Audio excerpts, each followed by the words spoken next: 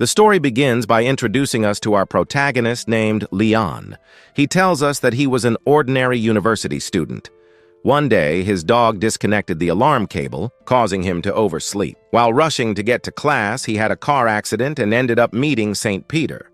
However, when he opened his eyes again, he realized he was in his world, but in an apocalyptic version. Returning to the present, L notices how some individuals were fighting against a massive mutant. Despite all their efforts, the creature regenerated as if nothing had happened. Leon tells us that, at first, he believed he was the chosen one, and that he would gain a superpower or a system like in the anime, but he soon discovered he was completely wrong. The first time, he was bitten to death by zombies while trying to lead survivors to a safe place. When he opened his eyes again, he realized he had returned to the original point in time. In his second life, he starved to death. In the third, he disguised himself as a zombie to gather supplies, but the military ended up killing him. In the fourth, he was betrayed by a companion and died. In this way, he lost his life in all sorts of ways. And this was already his 10th attempt. Already tired, he had lost hope of living. Returning to the individuals, we see that they gave up and fled from the creature, abandoning one of their comrades in the process. The girl, with tears in her eyes, begged, "Please, save me, Tito Leon." Knowing that no matter what happened, he would be reborn, Leon decided that at least before dying, he would do something. He ferociously advanced against the imposing creature and cut one of its tentacles precisely where the girl was. Seeing this heroic act, the girl thanked him with all her heart. Without time for conversation, Leon shouted for her to get out of there and quickly headed to a nearby convenience store he spotted in the distance. Once there, he ate and drank as if there were no tomorrow.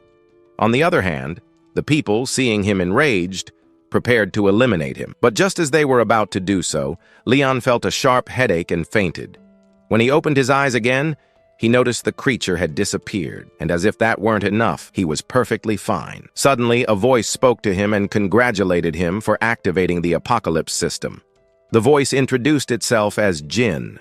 Hearing this, Leon became extremely happy. His eyes filled with tears as he hugged Jin tightly, shouting that if Jin didn't explain why it took so long, he would report him. Jin asked him to calm down and mentioned that the delay was due to a small accident. As unbelievable as it seemed, his roommate had stolen the charging cable. Leon couldn't believe it, but preferred to accept it since it was better late than never. Curious, he asked what he would gain. Jin said he would explain, but first needed to state his objective. As Leon had already seen, he was in an apocalyptic world, and his mission was to save it. If he completed the mission, he would return to his original world. If he failed, he would be eliminated. But not to worry, he had 10 lives, although, according to Jin, he only had 1 left. However, Jin assured him that with his help, that would be more than enough. Without further delay, Jin activated Leon's power. 3 Doritos later, we see Leon on the street with a small food stall. His first mission was to earn 50 crystals by selling snacks. Tito Leon, of course, was not happy about this at all and angrily shouted at Jin, questioning why the savior needed to set up a street food stall. Because of the commotion, he ended up attracting the attention of zombies and, terrified, ran as if there were no tomorrow. Jin, curious, asked why Leon was doing that. Leon knew he was right and that he should have a superpower. So curious, he asked what it was. Jin showed his stats, and Leon was greatly surprised. They were terrible. Because of this, he was almost caught by the zombies. Scared, he ran as if there were no tomorrow, screaming at Jin that he was a cursed liar for saying he had given him a superpower. Jin replied, "Of course you have a superpower, and it's precisely that street stall." He warned Leon not to lose it, or else everything would be lost. Hearing this, Leon quickly returned, believing the stall must have some hidden power. He picked up a pipe that was on the ground and began attacking the zombies. However, one of them abruptly pushed him to the ground. Fortunately, Leon fell into the street stall and, already desperate, began looking for something useful, but found nothing. He noticed several zombies approaching ferociously, until suddenly he realized that a piece of fabric had saved Tito Leon, when at the street post, is protected from any attack, whether by monsters or humans. In other words, Nothing can hurt him. Excited by the news that he is invincible, Leon begins to dance. However, Denon warns him not to get too carried away, explaining that the post can only block 3 attacks per day. Moreover, if the mission is not completed within the time limit, the blocking function will fail. Jin urges Leon to hurry, as night is falling and the monsters will become more dangerous. Leon understands, but questions how on earth he is supposed to sell anything if there's no one around. Suddenly, Leon spots 3 individuals approaching quickly in the distance. He sets up the post and invites them to take a look at the products. The men are fascinated by the food Leon is selling. Showing his skills as a salesman, Leon makes an amazing offer. For only 50 crystals, they can take everything there.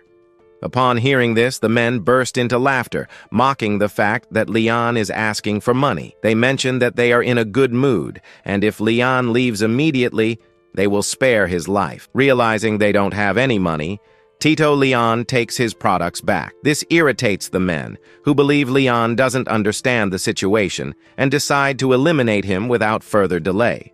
One of them fires a shot, but the attack is blocked by the shield, which ricochets the bullet, causing the weapon to explode and the shooter to faint. The other 2 are shocked, thinking Leon has superpowers. The bald man says this is impossible, as he's never seen anything so strange. He also claims that Leon looks like an idiot. The men demand that Leon explain what trick he used. Showing confidence, Tito Leon warns them to lower their tone because they are speaking to the chosen one who will save the world. However, because he is generous, he will forgive them as long as they spend 50 crystals buying his products. Naturally, the men don't believe him and become even more furious, thinking Leon is treating them like fools.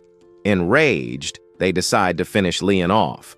However, as soon as one of them attempts to attack him, the shield activates again, blocking the attack and breaking all the fingers of the aggressor's hand. The man who had fainted wakes up, and together with the bald man, yells at their other companion to eliminate Leon. Tito Leon knows that if that man attacks with full force, the situation will get really complicated since the 3 blocks have already been used. Trying to act tough, Leon finds himself in trouble. The blond man, overcome with fear, flees because he doesn't want to meet St. Peter. His companions run after him. Leon realizes he escaped by a hair. Suddenly, he notices that the men had left behind a bag. As he is about to open it, he realizes something inside it is moving and suspects it might be an animal. He carefully opens the bag, and to his surprise, a beautiful girl comes out. Tito Leon is mesmerized by her beauty, but she, upon noticing his presence, fiercely charges at him. To his shock, the girl is a zombie. Desperate, Leon starts running as fast as he can, but she is incredibly fast. He begins throwing objects at her in an attempt to fend her off, but nothing works. Just as he thinks it's the end for him, the zombie stops, fascinated by a piece of dried octopus he had thrown. Leon realizes she is hungry. Trying to calm her down, he gives her more food. Unfortunately for him, the octopus runs out, so he gives her some potato chips. To his surprise, she likes them too. Gradually, he approaches a lava-filled cliff. Once close enough, Leon throws the bag of chips far away towards the lava. The hungry zombie runs after the bag, trying to grab it. Leon feels bad about this, but knows he has no choice. It was her or him. While recovering from the scare, he notices a high-quality dagger on the ground, left behind by the men. Upon picking it up, he sees it bears the emblem of the Legion of Thunder. He is shocked because he knows this is a very dangerous group led by a powerful, awakened individual. Leon understands that if they catch him, he'll be in serious trouble. He quickly starts gathering his belongings to leave, but he notices that in the bag where the zombie was, there is a pouch full of crystals. Leon is overjoyed as this is more than enough to complete the mission. Jin, however, warns him, saying that since the crystals were found and not obtained through a sale, they could not be counted as income for the street station, Leon questioned. Jin argued that the zombie had eaten at the station and that the crystals were in her bag, so they should count. Jin admitted he had a bit of a point, but insisted that the rules didn't allow it. Frustrated, Leon threw a big tantrum, saying that monsters should also count as customers if he wanted to thrive in business. With no other options, Jin ended up giving in. With the mission complete, the street station leveled up, transforming into a food cart. When Leon approached the new cart, he saw there were new products and, curious, asked Jin what had happened to the vehicles and weapons. Jin explained that it was a food station, not an arsenal, and that he could use the points earned to buy products or improve his attributes. Leon knew this was bad because the station could only protect him 3 times a day, and he couldn't keep hiding all the time. The most important thing now was to improve his self-protection ability. He asked Jin to use the points to enhance his attributes. Jin agreed and increased his strength, but Leon was disappointed as he didn't notice any immediate difference. Jin then informed him that the next mission was to obtain 100 crystals in sales and hire a waiter within 24 hours. Leon was furious, thinking the time was too short. Moreover, where would he find an employee at this moment? A flyer fell onto his face, and when he picked it up, he realized it was from the girl at the cafe near the university. He wondered if she was still alive, and motivated by the possibility of working with such beauty, decided to go look for her. On the other hand, we see that the zombie waifu was still alive and searching for the protagonist everywhere. The next morning, we see that Leon finally arrives at the cafe. As soon as he opens the door, he comes across a bunch of zombies. Scared, he starts running, and of course the creatures chase after him. One of them almost catches him, but luckily, the cart saves him. Furious, Leon curses his ancestors because now only 2 defense blocks remained. The zombie, still alive, begins crawling on all 4s and furiously charges at Leon. Perceiving the danger and nervous, he lands a powerful hit that throws her against a vending machine. Due to the strong impact, the zombie falls, crushing the other zombies in the process. Surprised, Leon realizes that the improvement in his strength was impressive. Jin then informs him that, by defeating his first zombie, he earned a disposable raincoat. When Leon sees it, he feels disappointed. Jin stops him from underestimating the item, explaining that it's advanced technology. The raincoat not only blocks water, but also insulates heat and protects against harmful substances like radiation. However, it can only be used once. Suddenly, Leon spots a massive horde of zombies in the distance. He realizes that the noise from the vending machine attracted them and understands he's in a dead-end alley. Just when he thought it was the end for him, the girl from the cafe calls out to him from afar. Without thinking twice, Leon runs toward her, narrowly escaping the massive horde. Once safe, Leon thanks the girl from the bottom of his heart. He knew she was a good person. Perplexed, she asks if he knows her. Leon replies, of course, that he's a university student who used to visit her cafe a lot. Realizing he was one of her precious customers, the girl becomes radiant. Without hesitation, she introduces herself as Kanan, and Leon introduces himself as well. Suddenly, a noise from the back catches Leon's attention, and he notices a mysterious door. As he approaches to open it, Kanan screams that she saw some rats, and scared, asks him to get rid of them. On the other side of the mysterious room, someone was hiding.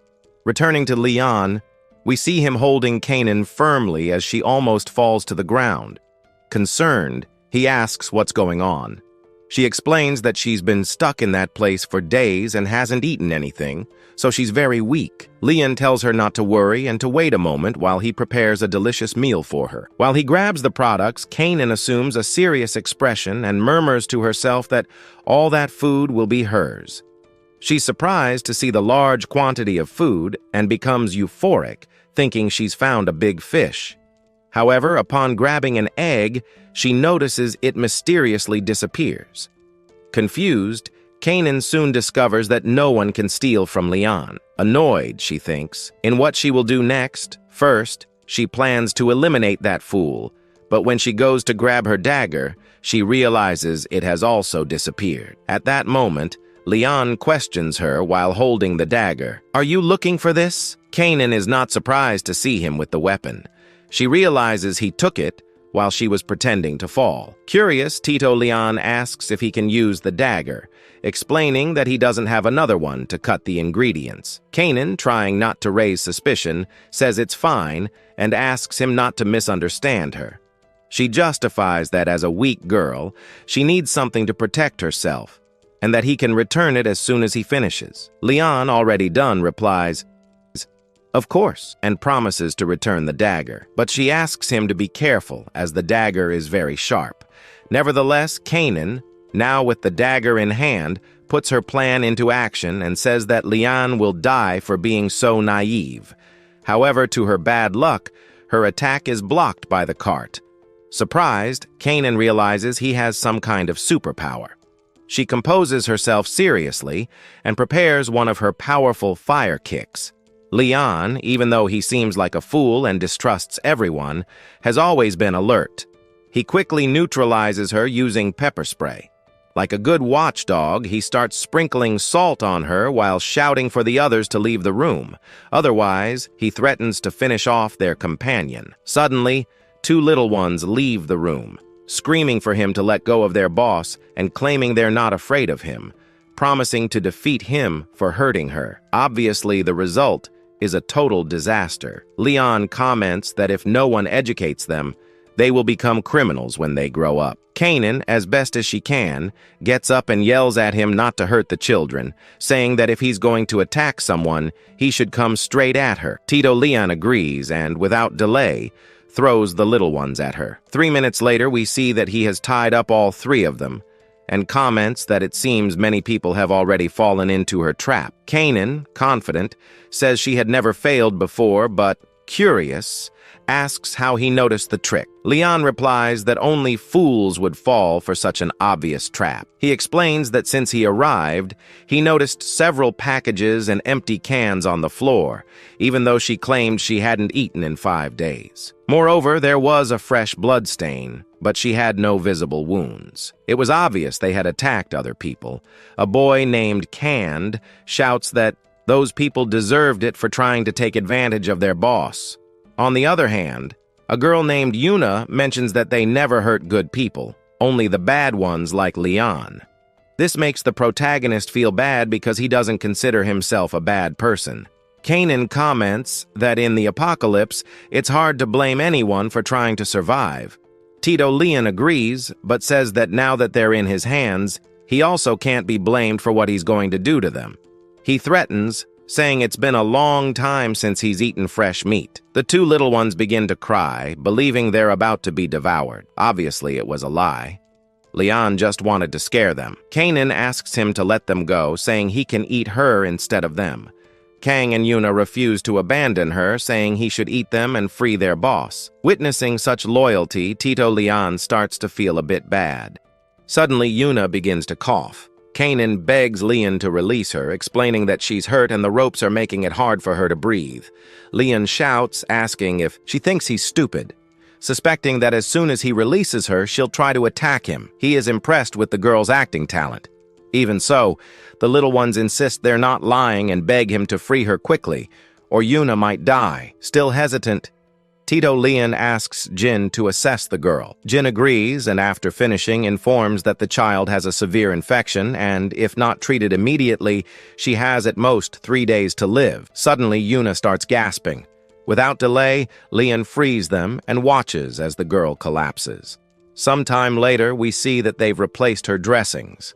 Tito Leon was furious because someone had hurt her, wondering what kind of monster would harm a child. Kanan explains that it was the Thunder Legion and begins to recount what happened. She reports that upon realizing something strange was happening outside, she immediately closed her coffee shop, even with customers still inside. Hours later, they learned about the zombie outbreak while the government asked everyone not to leave their homes. At first, they obeyed, and everything seemed fine.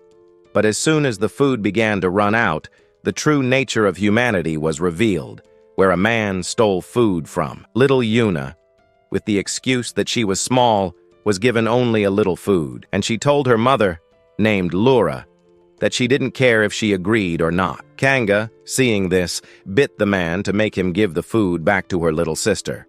Obviously, it didn't work, and only enraged the man, who was about to teach her a lesson. However, Yura, realizing what was happening, knocked him to the ground with a kick, picked up Kanga in her arms, and shouted to everyone that there was enough food, questioning why they should take it from others. The angry man yelled that a simple piece of bread wasn't food. Gufu replied that she didn't care if he went hungry and that, as far as she knew, she didn't owe him anything, adding that if he didn't like it, he could leave and find food on his own. But, being a coward, he was afraid to leave and face the zombies. This, of course, only irritated the man further. Suddenly, an elderly woman and a couple asked her to give them more food, promising to pay double when everything was over. She mentioned that it was a cafe, not a store, so there was nothing stored. A girl screamed that she was lying and demanded that she open that room to see what was inside. Ifu said there were only clothes, but they didn't believe her and demanded she open the door, as they had seen she always kept it locked. Yura asked everyone to calm down, reminding them that the boss had been very kind to them, but they didn't care and grabbed her tightly. Meanwhile, the man forced his way into the room, and when he finally managed to open it, he found a bunch of dresses. Suddenly, a car crashed into the shop, and several men descended from it, introducing themselves as the Thunder Legion and shouting to everyone that if they didn't hand over the food immediately, they would eliminate them. The leader, Rato, told them that the woman knew where the food was. Upon seeing the many beautiful girls, they planned to take them. Kei and Yura ran with the children. On the other hand, it was revealed that the woman's boyfriend had betrayed them to stay alive. One of the men caught up with Kei, but she quickly fended him off with her dagger. Enraged, he was about to kill her, but without hesitation, little Yuna, seeing her older sister in danger, stepped in and took the shot herself. Everyone was shocked by this. Meanwhile, the leader of the rats scolded his subordinate, saying the noise would attract zombies while ordering the others to eliminate everyone and take the supplies. One by one, they began eliminating the survivors, leaving only Vifu and the children. When they were about to kill them, Yura threw herself at the man, preventing him from firing. She pleaded with Gufu to take care of the children. Gufu nodded, held them tightly, and escaped through the window. Yura knew they would follow her, so she took a grenade, and seconds later blew up the entire place. Returning to the present, Gufu fell into a sea of tears, devastated that she couldn't protect Juna. The girl, who had just awakened, asked her boss not to cry and said that if she died, she would reunite with her mother. They begged her not to say such things. Jin, witnessing the scene, commented on how sad it was. Leon yelled at him to shut up, reminding him that moments ago he was nearly killed. Even so, he added, he wasn't a monster, and if he could help a child, he would. Curious, he asked Jin if there was any medicine that could save her. Jin replied that there was, but it would require leveling up the street post. However, there was another option. The second function of the food post allowed meals prepared by the owner to have therapeutic effects. The effectiveness, however, depended on the skill level of the owner. The better their cooking, the better the results. With that in mind, Tito Leon entered Master Chef mode. 3 Doritos later, he prepared a delicious waffle and asked Yuna to eat it. She sincerely thanked her older brother. As soon as she took a bite, she said it was delicious. Moments later, she told her brother and the boss that she was already feeling much better. Ifu touched her forehead and was surprised to find her fever had gone down, suspecting it must be because of the dish. Perplexed, she asked what it was. Tito Leon said he couldn't tell. Even though Yuna was much better, she still needed to eat more to recover completely, and that waffle had only been a gift. Next time, she would need to pay for it. Vifu said there was no problem, offering all the food she had.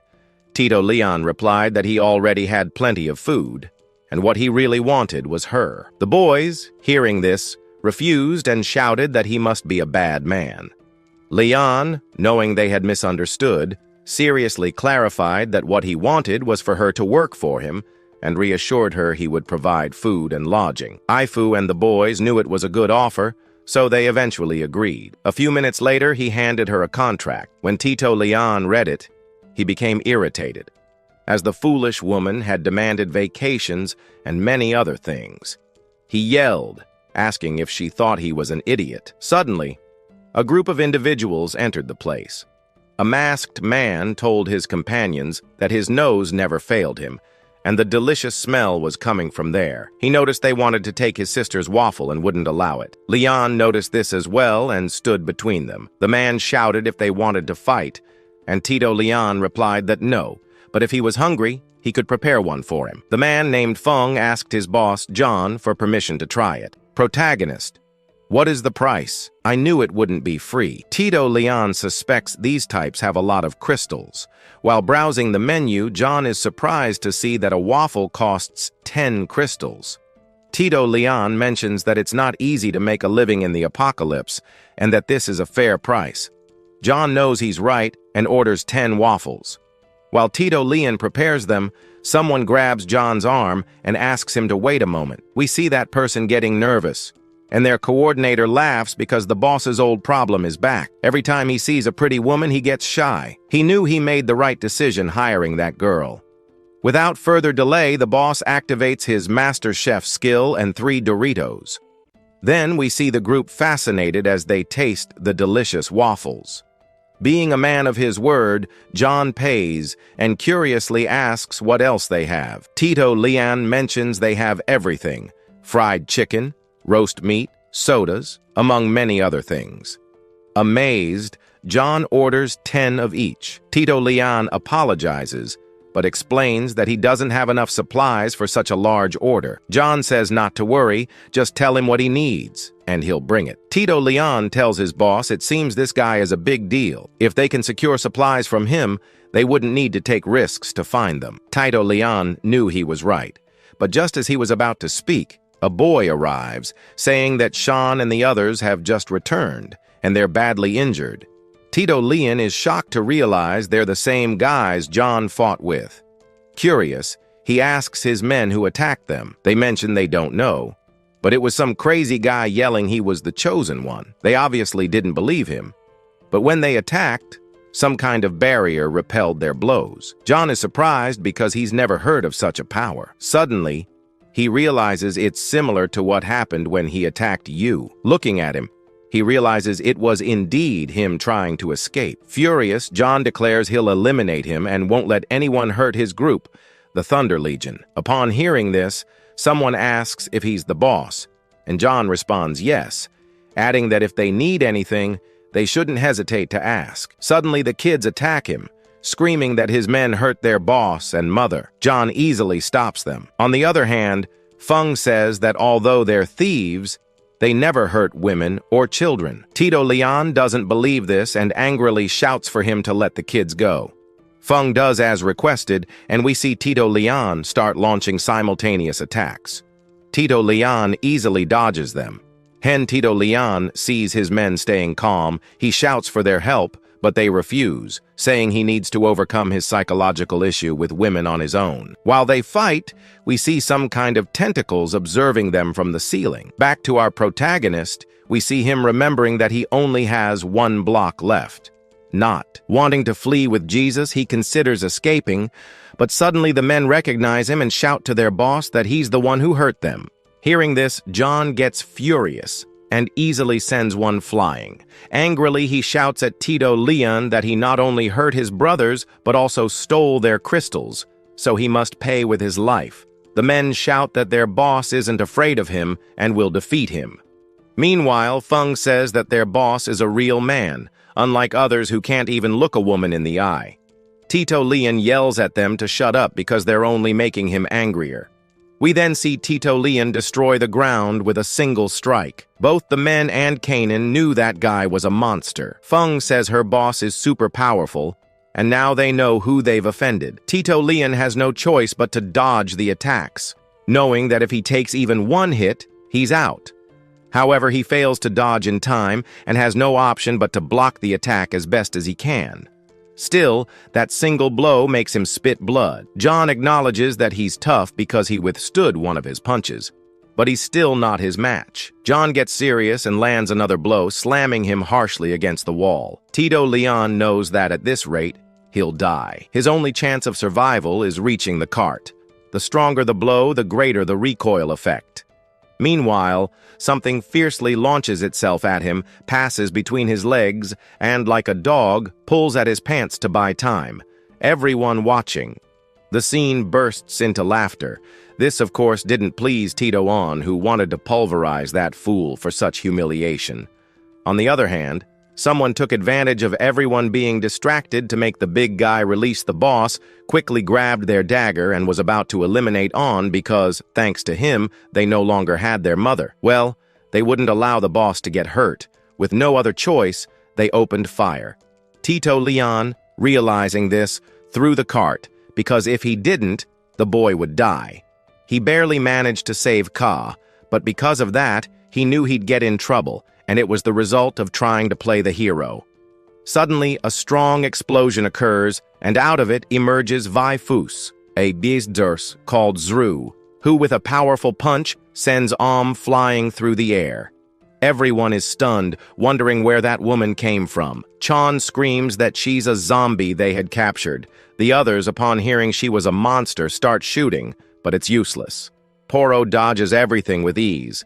Tito Leon realizes these crazies might damage his cart and once again narrowly saves it. Then he launches a missile. Zru, seeing that Tito Leon was protecting the cart, does the same and narrowly dodges the missile, causing it to explode elsewhere. The others keep shooting as if there's no tomorrow while the kids dodge the bullets as best they can. Zru notices a hostile intent toward Leon and rushes at him.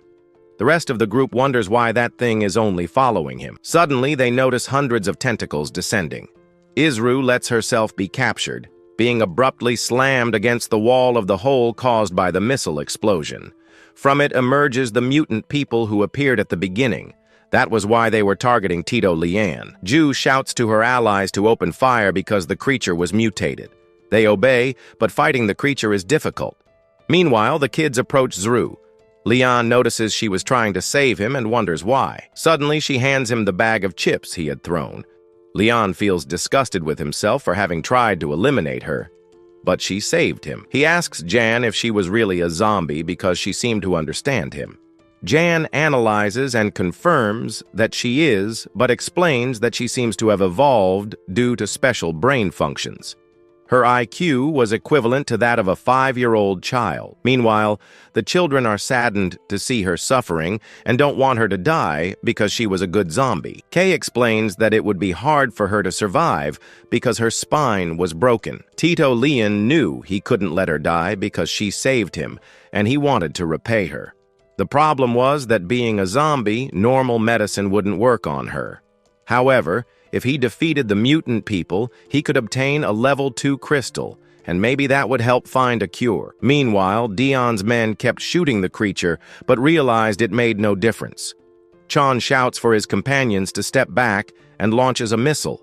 However, to his bad luck, the missile doesn't explode because the mutant catches it with its mouth. Irritated, the mutant begins attacking them, causing fatal injuries.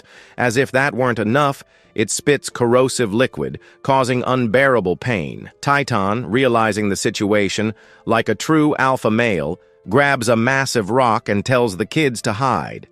The mutant, noticing this, tries to make him drop the rock. However, doesn't give up. But suddenly, a piece of the rock breaks, and the mutant captures one of his men. Doesn't allow this to happen, and ferociously advances against the beast, trying to free his ally but failing because the tentacles were slippery. Suddenly, our protagonist appears wearing a raincoat and advances toward the beast. The creature notices and spits corrosive liquid at him, but it's in vain because he isn't affected. Everyone witnessing the scene believes he is the chosen one. When he gets close enough to the creature's mouth, he forcefully pushes the missile in, causing an explosion. Tit Leon knew that was epic, and is impressed with the raincoat that even the explosions protect, asks John if there could be another.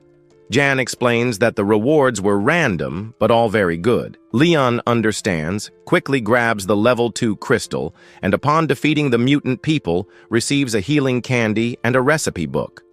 Jan explains that this was great, because in the apocalypse, both plants and monsters were edible, and using them as ingredients would result in better food than the usual. Tito Leon quickly stores everything, knowing it would be useful in the future, and gives the healing candy to Zru. As soon as she eats it, she feels much better, leaving the children radiant. However, Zru was still hungry.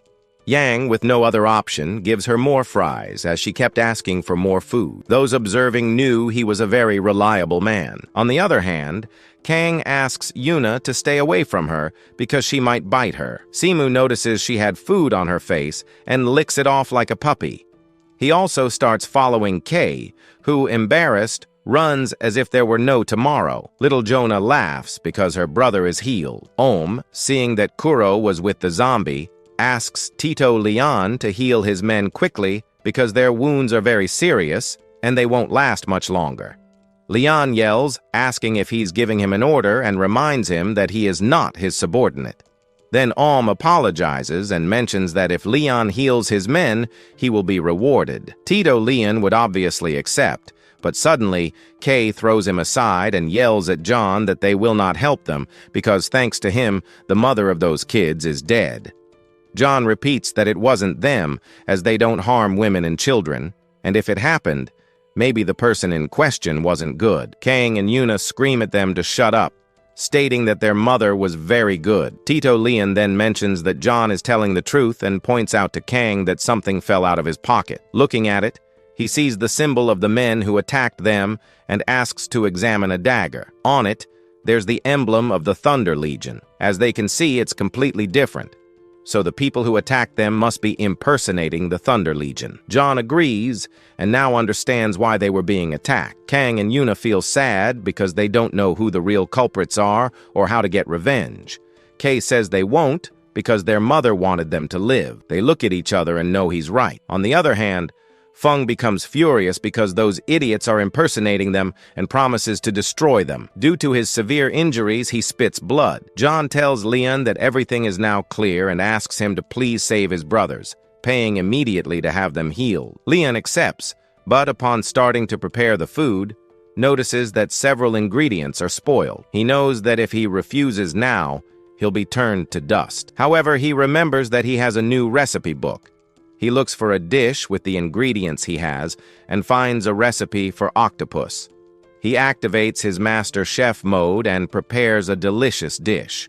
The men refuse to eat it because it was made from a monster. However, Feng smells the delicious aroma and decides that if he's going to die, at least he'll die with a full belly. Without hesitation, he takes a bite and tells his companions that it's delicious. Seeing how good it is, they also try it and are amazed.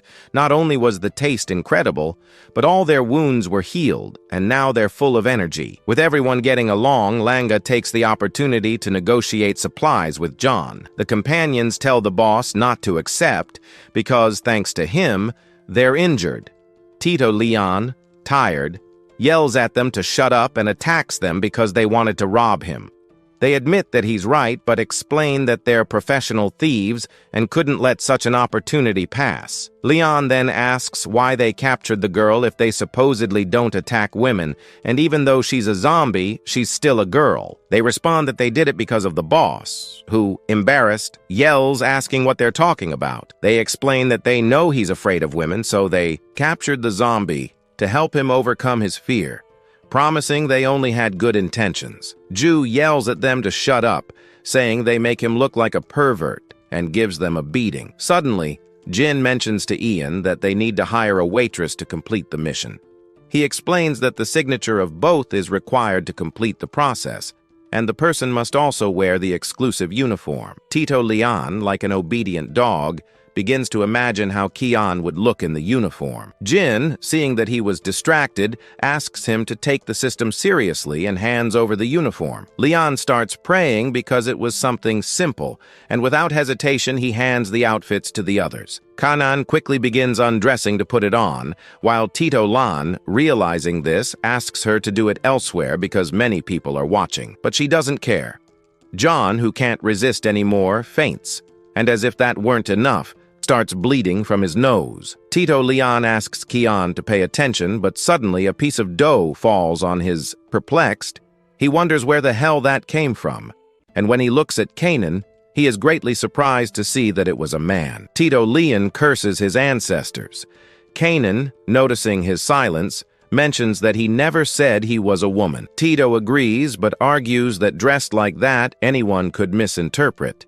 Kian mentions that it's just a personal pastime. Tito Leon, in deep tears, realizes that, as if this wasn't enough, the time to sign the contract was running out. If he didn't do it now, he wouldn't obtain the mission's rewards.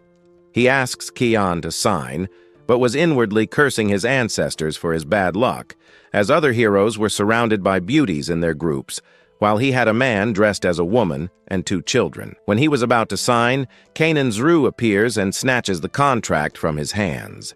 Tito Leon tries to retrieve it as there wasn't much time left, but Zru doesn't release the document.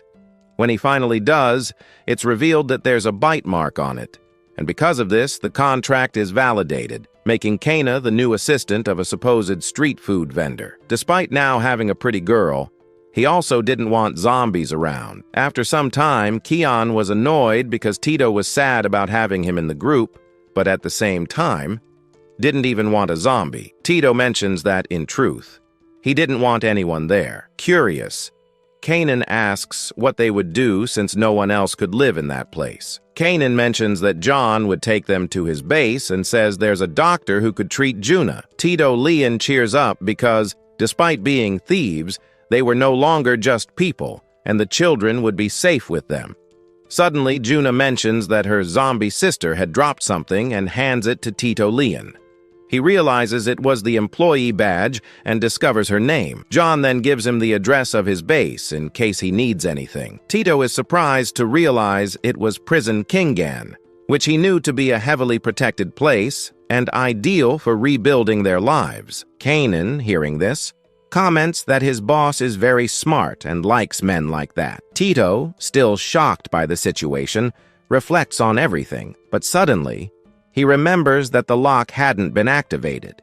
He mentions to Jin that it seems the product is defective and requests a replacement. Jin stops him, asking him to wait a moment, as he would send a request to the superiors. A few seconds later, Jin informs him that the request was denied and that the locking function works but hadn't been activated because Kana was now his employee, and the system doesn't take responsibility for the damage she causes. Hearing this, Tito Leon becomes furious, thinking that if he had known this would happen, he would have accepted Kanan even if he was a man. However, what's done is done. He wonders how the hell he will fix the situation. Jin, seeing him pray, informs him that he is just 100 points away from leveling up and being able to solve the problem. The mission consisted of collecting 500 kilograms of meat. Tito Leon knew it would be very difficult, as it was too much meat, but suddenly, he remembers there's a chicken farm nearby. Per Anne, he investigates in the cookbook what the mutated chickens were like and notes that physically they were identical to normal ones, but bigger and obviously with more meat. Besides, they were the mutated creatures with the lowest attack power. 3 Doritos later, he was already there, but the situation was complicated because there were many around when she told Zru that he would be the bait while she defeated them. She nodded, and without further ado, he threw a plank to distract the chickens. But to his surprise, they didn't run after the plank. They thought they were playing. Leon, realizing this, cursed his ancestors for being foolish enough to trust her, knowing she had the mental age of a child. Because of this, the chickens noticed his presence and, hungry, started chasing him. Leon ran as if there were no tomorrow, knowing that if one of those things clawed or pecked him, it would be game over because their beaks were super sharp. As he fled, he saw a fence in the distance, and underneath it, there was a hole, perfect for escaping those things. He put on turbo speed and barely managed to escape the mutated chickens. Suddenly, he noticed something slimy on his hands. When he looked at the ground, he was shocked to find it was eggs. He quickly realized he had stumbled upon a hen's nest, and indeed he was right, because the mother hen appeared in front of him. She was immense and furious. She began attacking him for breaking her eggs. With no other option, Leon ran for his life again. Suddenly, he realized the hen was targeting his friend down there. He panicked because it hadn't been used yet, and there was no way he was going to let it get hurt. We see him perform a leg lock on the creature, causing it to lose consciousness for a moment. But as a result, its berserker mode activated. Enraged, it sent him flying. Luckily, Leon landed on the hen's back. Realizing this, the hen went berserk, shaking wildly to make him fall off. Leon knew that if he let go, he was done for. So, he held on tightly. In another scene, we see a military truck where they were informing a captain named Wong that the first, second, and third teams had already returned empty-handed. His men, hearing this, said their captain was the best, and they would be the envy of everyone because they were the only ones who found supplies. Suddenly, the truck hit a spike, causing a tire to deflate. A man named Choi quickly started changing it. A young man named Min commented that he was too nervous. They'd passed through the area several times and hadn't seen any monsters, so he could take his time. Captain Wang reminded them never to let their guard down. The number of mutants had increased, so they needed to be more alert. Min nodded in understanding. Moments later, Choi smacked them for talking too much and told them they should feel lucky to be on this team, as they knew it had the highest success rate and the fewest casualties, thanks to their captain, who was experienced and cautious. He urged them to stay focused when they were out in the field. The boys apologized and got serious. Min asked if he could go pee, and Choi told him to be quick. Meanwhile, Captain Wong heard something in the distance. He went to investigate and saw a giant snake about to attack Min. He landed a headshot on the snake and shouted at everyone to get in the truck immediately, as the noise would attract more monsters. They complied, but as they were leaving, another giant snake followed them. It effortlessly caught up, flipping the truck into the air and capturing it with its tail. Captain Wong realized the snake wanted to crush them. He couldn't shoot it because the fuel tank was leaking and shooting would cause an explosion, killing everyone. In short, they were doomed. Suddenly, they saw a chicken approaching from a distance. On its back was a man. The snake also noticed this. Leon, already exhausted from dealing with the crazed hen, he becomes serious and firmly grabs her head, and thanks to his physical improvement, he sends her flying to the lobby. On the other hand, we see that the snake begins to devour her. Tito Liang, who couldn't see anything, wondered why he was still in the air and thought the snake was a telephone pole, so he calmly descended. However, as he did so, he noticed that it was a massive snake. Seeing more walking food, she swallows the chick in one bite. Lee shouts that she must already be full, so he begs her to forgive him. The reptile, of course, does not comply and begins to chase him. Because of this, she forgets about the soldiers and lets go of the truck. Choi tells his boss that the car still works. Mink, who heard him, Choi mentions to his boss that the car still works. Min, who heard him, tells him to then get it out of here. Captain Wang tells him not to, because thanks to that boy, they are safe, and that if they run away now, what kind of soldiers would they be? They know he is right because they joined the army to save people. They go in search of Tito Liang to rescue him, but he didn't even realize they were there because he was on the hen's back and never saw anything. Back with Zru, we see that she got tired of playing and was looking everywhere for Liang but couldn't see him. Suddenly, the little group of chickens attacks her. She remembers that he wanted to carry them, so she grabs the cages and captures them all. Back to Tito Liang, we see that he was running non-stop because he didn't want to go with St. Peter.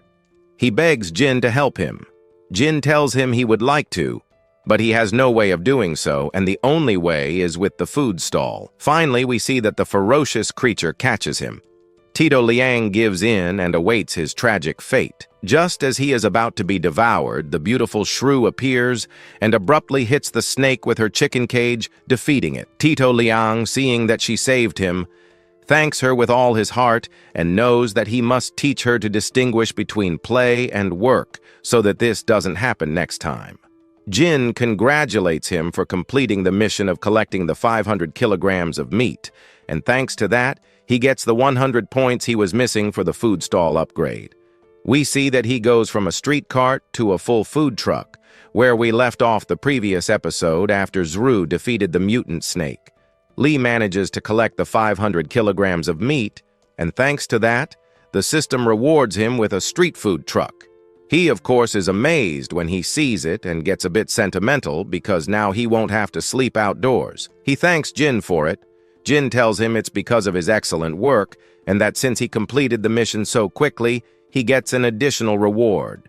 Now he can use weapons for 3 minutes. Liang gets excited upon hearing that and opens the arsenal to see what's inside, but is greatly surprised to find a kitchen knife, a spatula, and a strainer. Outraged, he yells at Jin that he won't even be able to take down a zombie with that. Jin tells him not to underestimate kitchen utensils, because not only does each one have its own abilities, but they can also be upgraded according to the host's skills. Liang believes him, because that guy never lies to him, and excited, he takes one out to try it. But before doing so, he asks Zru if she wants to play a game. She happily agrees. Without delay, we see how Tito Liang, with his little kitchen knife, begins slicing through the imposing creatures as if nothing. Meanwhile, we see the lovely Shrew taking care of catching the meat and placing it all in one spot. Liang thanks her for it and tells Jin that her ability is amazing. Suddenly, Jin notifies him that there's a new mission: to create 3 new dishes with the existing supplies, sell them to 3 customers, and get a 5-star rating. He tells him not to worry because there's no time limit for the mission, but warns that if there's a negative review, all the points he has earned so far will be erased. Angry, Liang yells that it's robbery because everyone has different tastes, and if he doesn't satisfy one person, he'll lose everything he's worked for. Jin asks him to calm down and acknowledges the difficulty is high, but informs him that if he succeeds, unimaginable rewards await him. Hearing that, Liang calms down a bit and realizes there's no time limit, so since it's hard to find survivors, he decides to take a 2-day break. Jin, annoyed, yells at him to get back to work.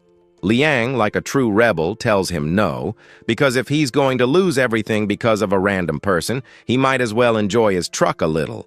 As he was about to get in, he wondered if it would hold up, because he didn't want it to get destroyed like last time. But without further delay, he tells Zru to get in, because they're leaving. Back to the soldiers, we see they come across the remains of a corpse. Some thought it was our protagonist.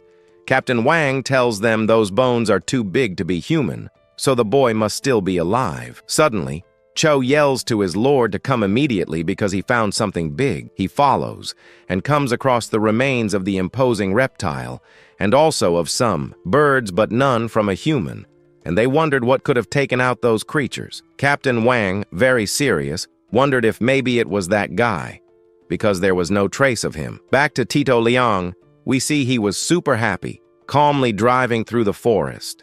Zru, who was like a little girl, was also having a lot of fun. Suddenly, they come across a horde in the distance. Liang, excited, wanted to see how powerful that baby was, so he floors the gas pedal to crush the zombies. But to his surprise, they bounce off. Turns out the shield was activated. He asks Jin to deactivate it for a moment, and with that done, he starts plowing through the huge horde with his truck. On the other hand, we see the lovely Shin Rusel was having a phenomenal time.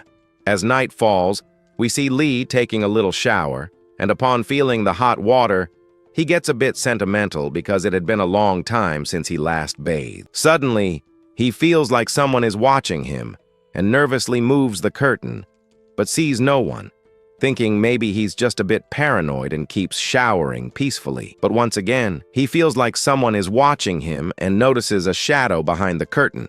He quickly moves it and is shocked to see the adorable Zru. Tito Liang, embarrassed, covers himself and asks her what the hell she's doing there. She tries to communicate, but he doesn't understand a damn thing. Jin suddenly shows up and mentions that she desires his body. Liang is shocked to hear that and thinks he's lying, but suddenly notices how Zru is slowly approaching. Tito Liang is in shock because it was true, and admits that even though she's a zombie, she's very beautiful, and he was seriously thinking about letting her love him, but his common sense quickly returns, because she was a zombie. Suddenly, he notices she was opening her mouth and, perplexed, wonders what the hell she was doing when suddenly she lunges at him and tries to bite him. Tito Liang, shocked, quickly moves away because he thought she had infected him, but then realizes he's not bleeding and figures out the soap saved him because he was really slippery. He quickly notices that she had no intention of leaving him alone, and with no other option, runs like there's no tomorrow, and perplexed, asks Jin what's wrong with her. Jin mentions that zombies have an insatiable hunger and reminds him that she hasn't eaten anything today, and when seeing a walking piece of meat like him, how could she not lose control? Liang knew he had to feed her something quickly, or he'd be seeing Jesus. We see the lovely Zru eating a bunch of grilled meat. On the other hand, Liang was aware that this time he got lucky, and if that happened again while he was asleep, she would attack him, and he wouldn't even notice. Curious, he asks Jin how he can guarantee his safety in that situation. Jin mentions the only thing he can do is feed her a lot. Liang, annoyed, tells him that doesn't help at all, but suddenly he gets a brilliant idea and looks through his stuff for something that could help, and it turns out to be dental retainers. The next morning, we see Liang dressed to the nines, and without further delay, he gets to work. On the other hand, we see the adorable Zru checking out her teeth. After a while, Jin congratulates the protagonist for the idea of the retainers. Suddenly, they see a military vehicle in the distance. Liang gets out to investigate and notices that there was no one inside and wonders why, since it was in good condition and even had gas. But when he takes a look underneath, he notices dozens of nails and realizes the tires blew out, and he's aware that someone set that trap. Suddenly, they hear a burst of gunfire in the forest. Zru, who hated that sound, gets super angry. Tito Liang, noticing this, asks her to calm down and, curious, goes to take a look. A few minutes later, we see that Liang found the person responsible. It was a beautiful waifu named Yuna, who was fighting off a horde. He acknowledges that she has great aim, but he knew she wouldn't last long because reloading takes time, and she's good at a distance, but up close she'd be screwed. He knew all that very well because he died once because of it, and seriously wondered whether to help her, but then remembers he also died another time for helping a stranger, so better to just observe. He notices the girl runs out of ammo, and a zombie takes advantage of that. Bugaz lunges at her fiercely, and when he thought it was his end, he gets a big surprise. She was repro because little by little she starts taking out all the zombies with her dagger, and in a matter of seconds, she clears the horde. Leon is shocked by such madness. On the other hand, we see that Juna enters the river and was planning to take a little bath. Tito Leon, who noticed this, starts bleeding from his nose like a Noko and thought the girl saw him and did it on purpose so that he would come and fall into one of her traps. But no way was he going to go, and just as he was about to leave, we see that the cute shrew gets mesmerized by a butterfly and follows it, and unintentionally pushes Tito Lian off the mountain. But blessed from above, he survives, and furious, he was going to teach that fool a lesson because she almost sent him to meet St. Peter. But soon, he notices she had something in her hand, and when he looks to see what it is, he gets a big surprise. It was her clothes, and nervously, he knew he had to get out of there before she came back. But it was already too late because the waifu was already behind him and puts the dagger to his neck. Tito Leon, terrified, begs for mercy. She's surprised because she thought he was a zombie. Leon tells her he's not, and that if she doesn't believe him, she can check. Juna realizes he had her clothes and was going to finish him off. Tito Leon, seeing her expression, swears he's not a bad person and that it's all a misunderstanding, that he fell and didn't see anything. The Gufo, upon hearing that, turns super red. He saw her while she was bathing and she wasn't going to forgive him. And just as she was about to finish him, the lovely Sinro appears to the rescue, attacking them as she starts launching simultaneous attacks non-stop.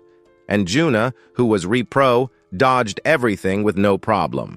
Suddenly, she notices that idiot wouldn't stop staring at her, and annoyed, she yells that as soon as she finishes, she'll destroy him. Tito Leon, not wanting to meet Jesus yet, runs like there's no tomorrow. On the other hand, we see the lovely Zru mesmerized by the great personality of the waifu and thought she was a giant dumpin and being hungry wanted to take a bite. Suddenly, a guy shoots at them, but the girls manage to dodge the bullet in time. The guy, named Jan, yells at Yuna that she's very skilled because she was able to take out all those zombies. She realizes he was the one who sent the horde, and also the one who punctured her car. He tells her, "Sisas," and that he didn't plan to see her again, and yells that if she had been obedient and given him management of the base, she could have kept enjoying the food.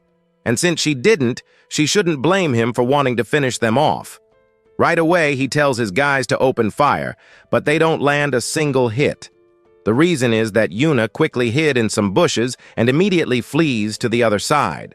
A curious girl asks her boss if he'll let her escape. He tells her not to worry because in that direction there's a cliff. But he knew it would be too easy to let her die like that, so he orders his men to go and catch her, but to bring her back alive. Suddenly, one of the guys mentions that the girl who was beside Yuna didn't run, and apparently is very dumb and hasn't understood the situation. Jan yells to his brothers that they're in luck because they've got a new toy, and once he's had enough fun with her, he'll hand her over to them. He shouts that whoever captures her will be the first to try her out. The little rats shout to their boss that he's the best and quickly surround the cute Zru. They notice she's very innocent, and they really like that, and they were eager to play with her. One of them couldn't take it anymore and lunges at her fiercely, but to his surprise, Zru stops him like it's nothing and suddenly rips off one of his arms with a pull. The rat obviously starts screaming in overwhelming pain. His buddies, seeing that, are in shock and were going to take out that lunatic, but it's a total FE because Tito Liang appears to the rescue, sending them flying with his truck. Furious, he yells at the rats that that's what they get for trying to lay a hand on. Her cute self, Sru, who saw her boss, becomes super happy and with a simple jump is on top of the truck. Leon, worried, asks if she's okay. She, like a cute kitten, shows him what she caught. He is shocked to see it was a hand. Returning to Yuna, we see that she finally reaches the cliff and was aware that there was no escape. And just as she was about to take another route, she notices that those guys caught up with her, and one of them quickly attacks. She, who was repro, blocks him, but ends up being thrown to the ground by a powerful kick. Yan quickly threatens her with his weapon and tells her that if she moves, he'll blow her to pieces. Jun, furious, yells that he's a despicable man. Janrei, enraged, tells her he'll show her what he really is, and the first thing he'll do is play with her until he gets tired. Then he'll chain her to the front of the car and drive to the base and show the people there their so-called goddess. But it was going to end in a total failure, because Tito Liang arrives to the rescue. The cute Shrew Refua fiercely lunges at the guy and little by little starts ripping all his clothes.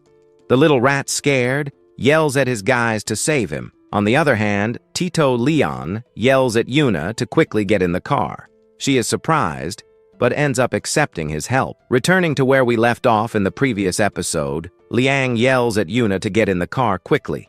She asks him to wait a moment, in which she quickly grabs a weapon from the ground and yells at the little rat that if he wants to feel good, she'll help with that.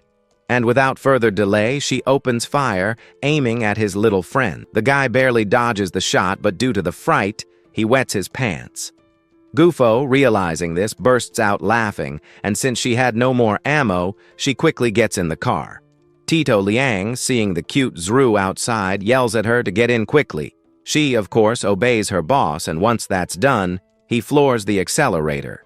Janrei, furious, was not going to allow those fools to escape and begins to chase them and shoot as if there were no tomorrow. But they end up escaping quickly because for some strange reason, the bullets were bouncing. A few minutes later, we see they successfully escaped. Leon, noticing the waifu had no clothes, tells her she can use his, although they're a bit worn. She ends up accepting, but upon seeing them, realizes they were completely torn. But still, she was going to use them. And she had a brilliant idea, to cut both the shirt and pants, adapting them into a crop top and shorts. She thanks Tito Leon for that. He is left mesmerized by her beauty, but the joy wouldn't last long because she threatens him with a dagger and very seriously tells him that if he doesn't want to meet Jesus, he better answer her questions sincerely. Apparently, her friend is distracted with something else and can't scream to ask for help, but she assures him her dagger is faster than her. Leon, scared as hell, begs Jin to get that lunatic out of there. He tells him he can't, because he gave her permission to enter. Liang Refuo yells that he's going to let her kill him, and with no other choice, he tells the beautiful lady that he'll answer all her questions sincerely. She, curious, asks why he saved her. He tells her because he's a good person. Yuna doesn't believe that at all, and since he lied, she was going to kill him. Tito Liang begs her to wait a moment and tells her that he's actually an apocalyptic chef, and since he saw she's good at fighting, she must have lots of crystal cores, so she could become his customer. This time, she does believe him because she saw in the back a huge kitchen and remembers that at her base, their chef died from eating poisonous mushrooms. So she tells him that if what he said is true, she could take him in at her base, which is the biggest within a 100-mile radius with around 300 people. Tito Liang, upon hearing that, becomes super happy because he found his 100 customers and was emo excited to know what the reward would be this time. Yuna suddenly, very seriously, tells him that maybe he's lying and how could she trust him. Suddenly her stomach growls and, embarrassed, she yells that if he wants her to believe him, he has to prepare a dish for her. Lee knew obviously she was hungry but was ashamed to admit it. But he accepts and yells that he'll show her his culinary skills. 3 Doritos later, we see Gufo waiting for another. Liang was wondering what to do for him since his dishes are very common and he had to make a great impression so that he would accept him into his base. Because if he didn't, he wouldn't complete the mission and wouldn't get his expected reward. Suddenly, he senses something moving behind him, where he quickly grabs a dagger and was about to take it down, but he gets a big surprise. It was the lovely Zru disguised as a snake. Liang suddenly remembers that during the fight earlier, one of Zru's boots broke, and maybe she tried to fix it, and since she couldn't, she put on that snake skin. He apologizes for having forgotten about her and tells her he will fix her outfit. As he apologizes for having forgotten about her and tells her that he will soon get his outfit ready, a few minutes later, we see Ayuna furious for having waited so long, and she gets up irritated to look for this fool.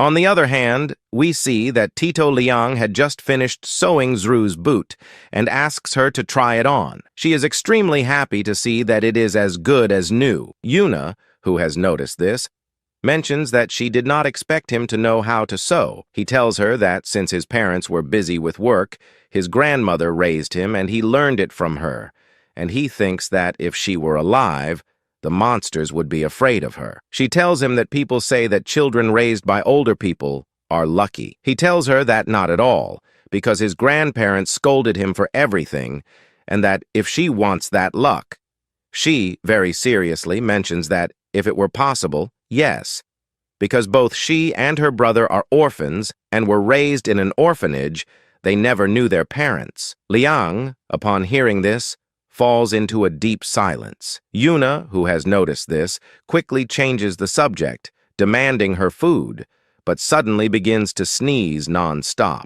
Liang, who has noticed this, covers her with the snake skin, because he knows that having spent so much time in the river and not having very warm clothes, it would be strange if she didn't catch a cold. He asks her to sit down because he will prepare the food. A few minutes later, he serves her a delicious snake soup. Upon seeing this, Gufu almost dies of fear and nervousness, and immediately asks if the mutated snake meat is not infected. Tito Liang asks her not to worry because he has eliminated everything and assures her that it is edible. Seeing that she remains in a deep silence, he asks her with a little laugh if she is afraid and asks her not to blame him because he has already tested her skills. Since she does not want to eat because she is afraid, he asks Zru to come eat. Upon hearing this, she quickly goes.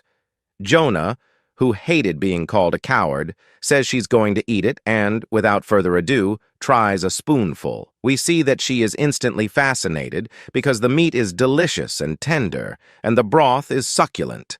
Because of this, she eats as if there were no tomorrow. Tito Liang, who notices this, curiously asks her what she thought. She mentions that the cold she had recently disappeared and that she feels very energetic. Curious, she asks if this is due to the meat of the mutated snake. He tells her yes, because it not only restores energy, but also strengthens muscles and bones. Although the cold has been eliminated, it was the spice he added, ginger and pepper, that made all the difference. When he added them to the soup, he completely transformed it because there is no better medicine to eliminate a cold. Jonah thought he was a fool, but when he saw his culinary skills, he considers that he is undoubtedly an expert. Suddenly, Tito Liang asks her to please evaluate his food. She says it's no problem and gives him a 5-star rating. With that done, she mentions that he passed her test, although he's not hired yet and has only passed the preliminary evaluation. He must return with her to the base, where he will do a more detailed evaluation. Tito Liang is irritated by this, but he had no other option but to accept. After a long time, we see that they were about to reach the base. Liang is impressed because it was huge, in addition to having a large wall that protected them. Juna mentions that it was very difficult to find a base like that, but fortunately, they found that metal factory. Liang mentions that it's an excellent refuge, and that it's no wonder those guys want to take it. Jonah tells her that this guy, Jay, was about to die at the hands of a zombie horde, but she felt sorry for him, saved him, and let him stay. A short time later, he started spreading rumors that he liked her, and also allowed his accomplices to enter to take over the base. Fortunately, the guards discovered him in time. She regrets not having let him die from the zombies that day, and warns Liang not to make the same mistake twice, so it's better that he doesn't even think about doing something like that. Nervously, he says he understands. A few minutes later, 2 girls finally arrive who didn't recognize the car and weren't going to let them in.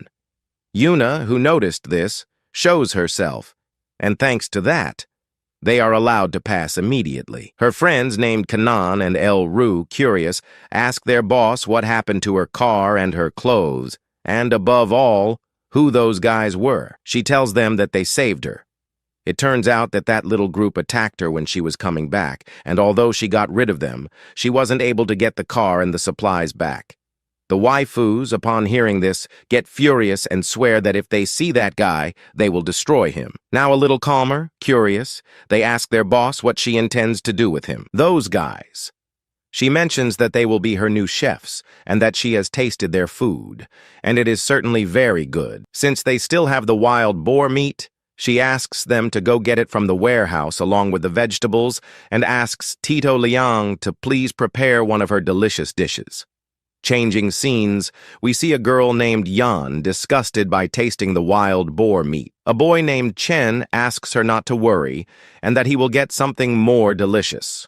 On the other hand, some guys were insulting a man named Lee, who was in charge of the warehouse, for having given them such a horrible thing. Chen, furious, was going to get some food himself. Old Lee asks him to stop, because without Miss Juna's permission, no one can enter. The guys shout at him to be quiet, because he is the boss's younger brother and can do whatever he wants. Chenga, seeing that he is locked in, asks for the keys and warns that if he does not give them to him, he will not give him anything to eat for 3 days. Suddenly, Yuna arrives and, very seriously, asks her brother what the hell he is doing, if he shouldn't be getting supplies right now. Nervously, he mentions that he came back early because something unexpected happened, and he came to the store for some food.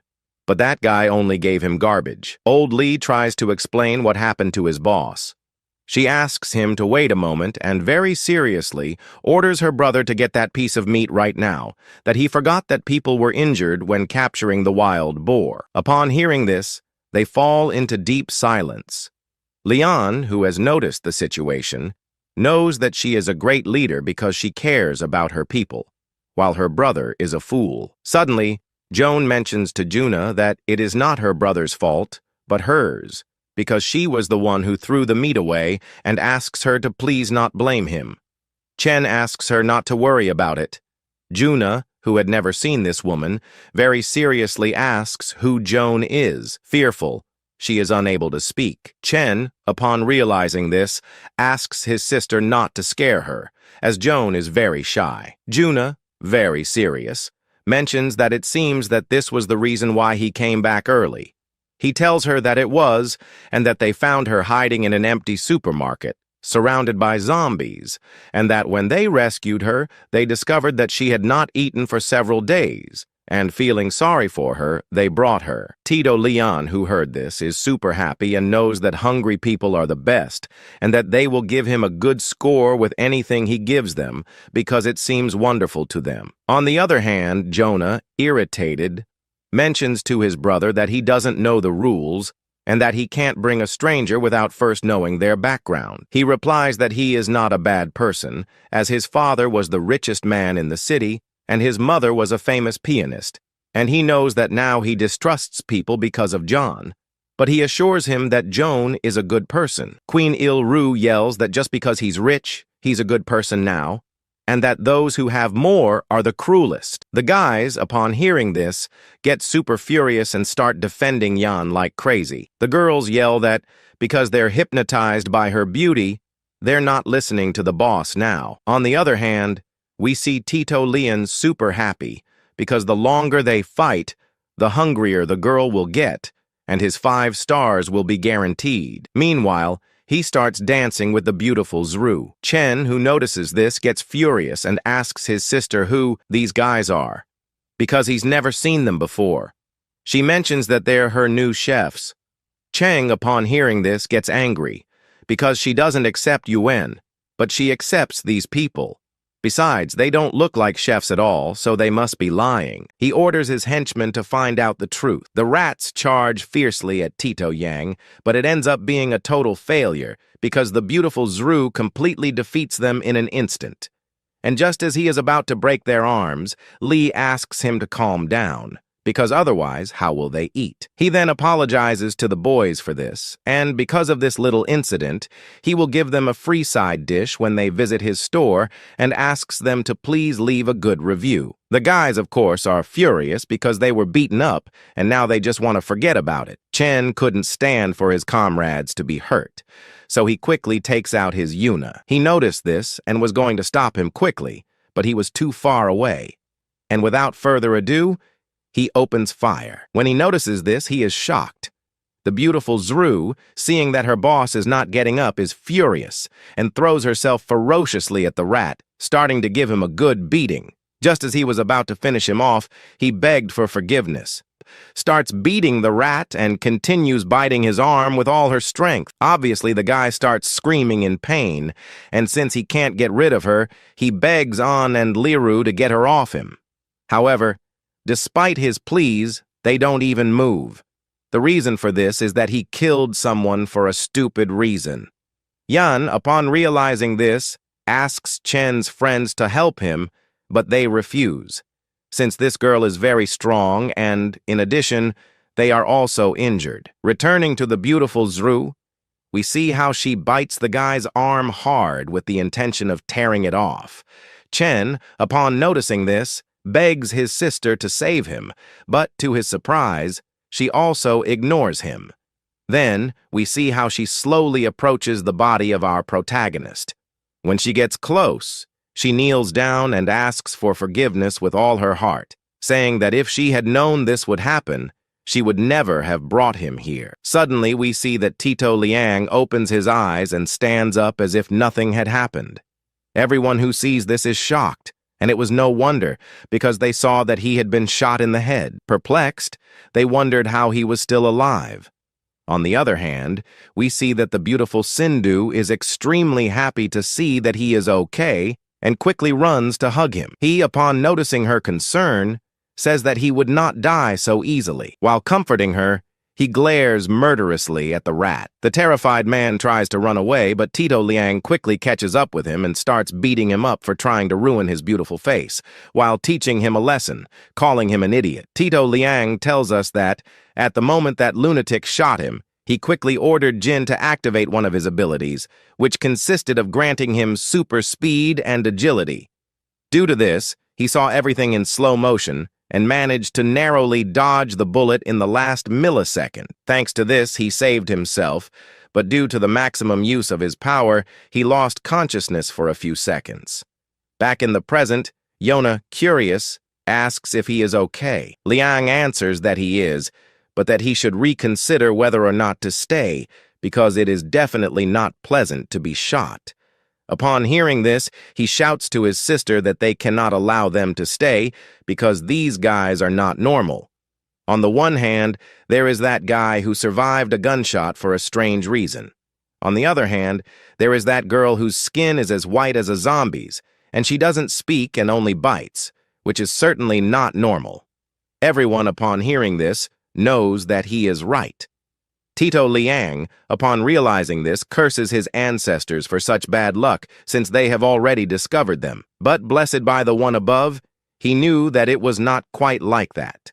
The girls mentioned that they must be awakened, since there is no other explanation for them being so strong, and upon thinking about this, they become extremely restless, since they now have awakened ones in their base. On the other hand, we see Lee calmly noticing that they haven't been discovered. Suddenly, the curious waifus ask what his superpower is.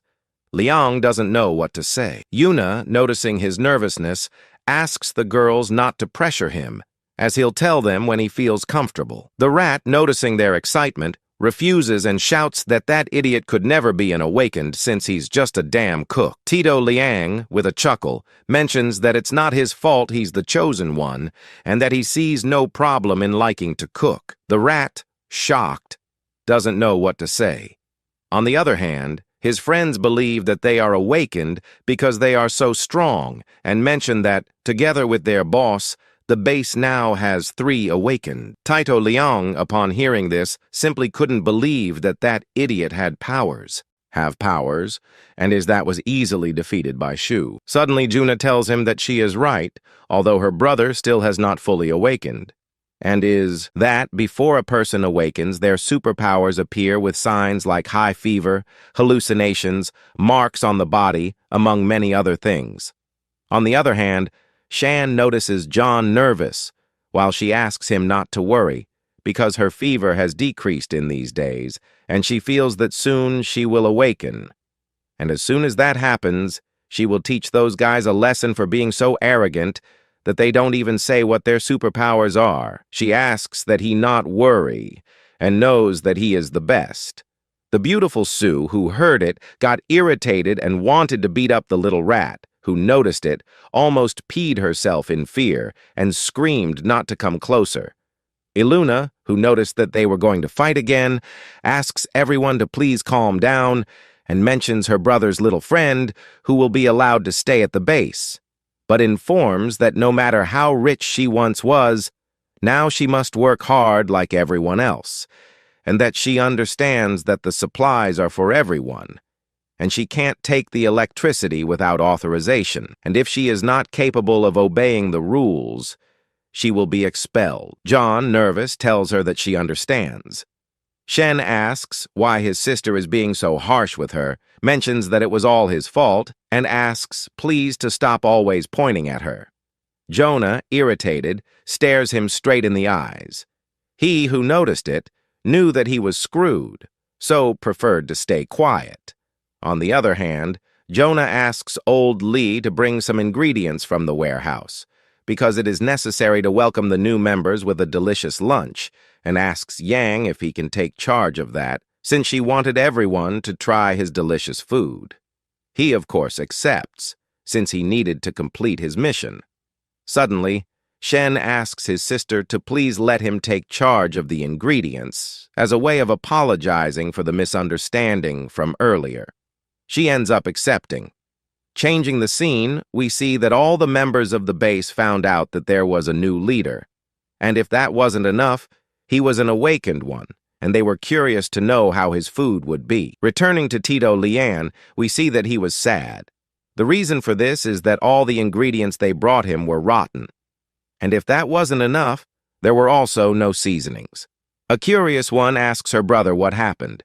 He mentions that due to the heavy rains, the vegetables spoiled, but asks that she not worry, because he feels that Lian, even with spoiled food, will prepare something delicious. Lian sensed that that brat had set a trap for him. The reason for this is that his attitude changed drastically out of nowhere, but he was going to teach a lesson, while saying to Jin that he would bring something from the truck. He mentions that it can only be used inside it. On the other hand, Shen's friends ask him not to worry because they hid the ingredients in good condition. And after the advertisement they made, the outsiders will be angry for not tasting a decent meal, and both that idiot and his sister will be strongly criticized for that. John, who is me, curiously asks Shen why he is being so mean to his sister. He mentions that it is because she let those two strangers stay, and that they are not good people, so they should be expelled. Although that was all a lie, and the real reason for his anger is that his status as an awakened one was being threatened by those fools. Changing the scene, we see the starving people, from waiting so long. Kaliru, who noticed that, quickly goes to inform their boss. Lian's mentions that she didn't do anything because the vast majority of the ingredients are rotten, and the only thing that occurs to her to make is mingal. Shenga, upon hearing that, quickly goes out to inform everyone to be patient, because their star chef will soon prepare some delicious porridges. The people are outraged because they waited so long for such a simple dish, and irritated, they mention that the previous chef prepared more delicious things. Taito Leon was aware that that idiot actually hates him to death, because he placed public outrage on him. Yuna, who noticed the anger of the people, tells them that it is her fault, and is that, on the way to the base, she had an accident and lost all the supplies she collected. That's why Leah can't cook something more delicious, even if she wants to, and she promises that next time she won't disappoint them. Everyone knew how much she tries, so they ask her not to worry, and the most important is that she is safe, and is that without her, there wouldn't be a safe place to stay. Juna, upon hearing that, thanks from the bottom of her heart for the understanding. On the other hand, John mentions to Shen that his sister is a leader. We see that he gets irritated, and is that she continues defending that idiot. John, who noticed that, feels happy. On the other hand, we see that the people apologize to Tito Leon and say they will bring some ingredients to help. He was aware that everyone loves and respects Yuna, and didn't understand why he never heard of her in the future, and is that, with the size of the base and her leadership, she should have developed well. But in none of his 9 lives did he hear her name, so something must have happened. Suddenly, Lirulis comments that they can't eat the meat of the boar they hunted because that girl made them throw it in the trash, as it was dirty, and she refused. Upon hearing that, everyone gets irritated and yells at her, asking with what authority she wastes their food. Shen Sim quickly goes to defend her and yells to everyone that she is not used to this type of dish, and is that, throughout her life, she ate delicacies. Her companions also defend her. Liru mentions that, since they wasted everyone's food, the fair thing is that they have their ration reduced for a while. John, seeing that all of this happened because of his fault, Liz apologizes and mentions that she didn't want anyone to get hurt. Juna, who heard her, curiously asks what she is referring to. John asks Shen to bring her. A few minutes later, we see that they bring a box filled with boar meat. John, upon seeing her with teary eyes, mentions that the real reason she wanted to throw the meat away is that this meat is infected with the zombie virus.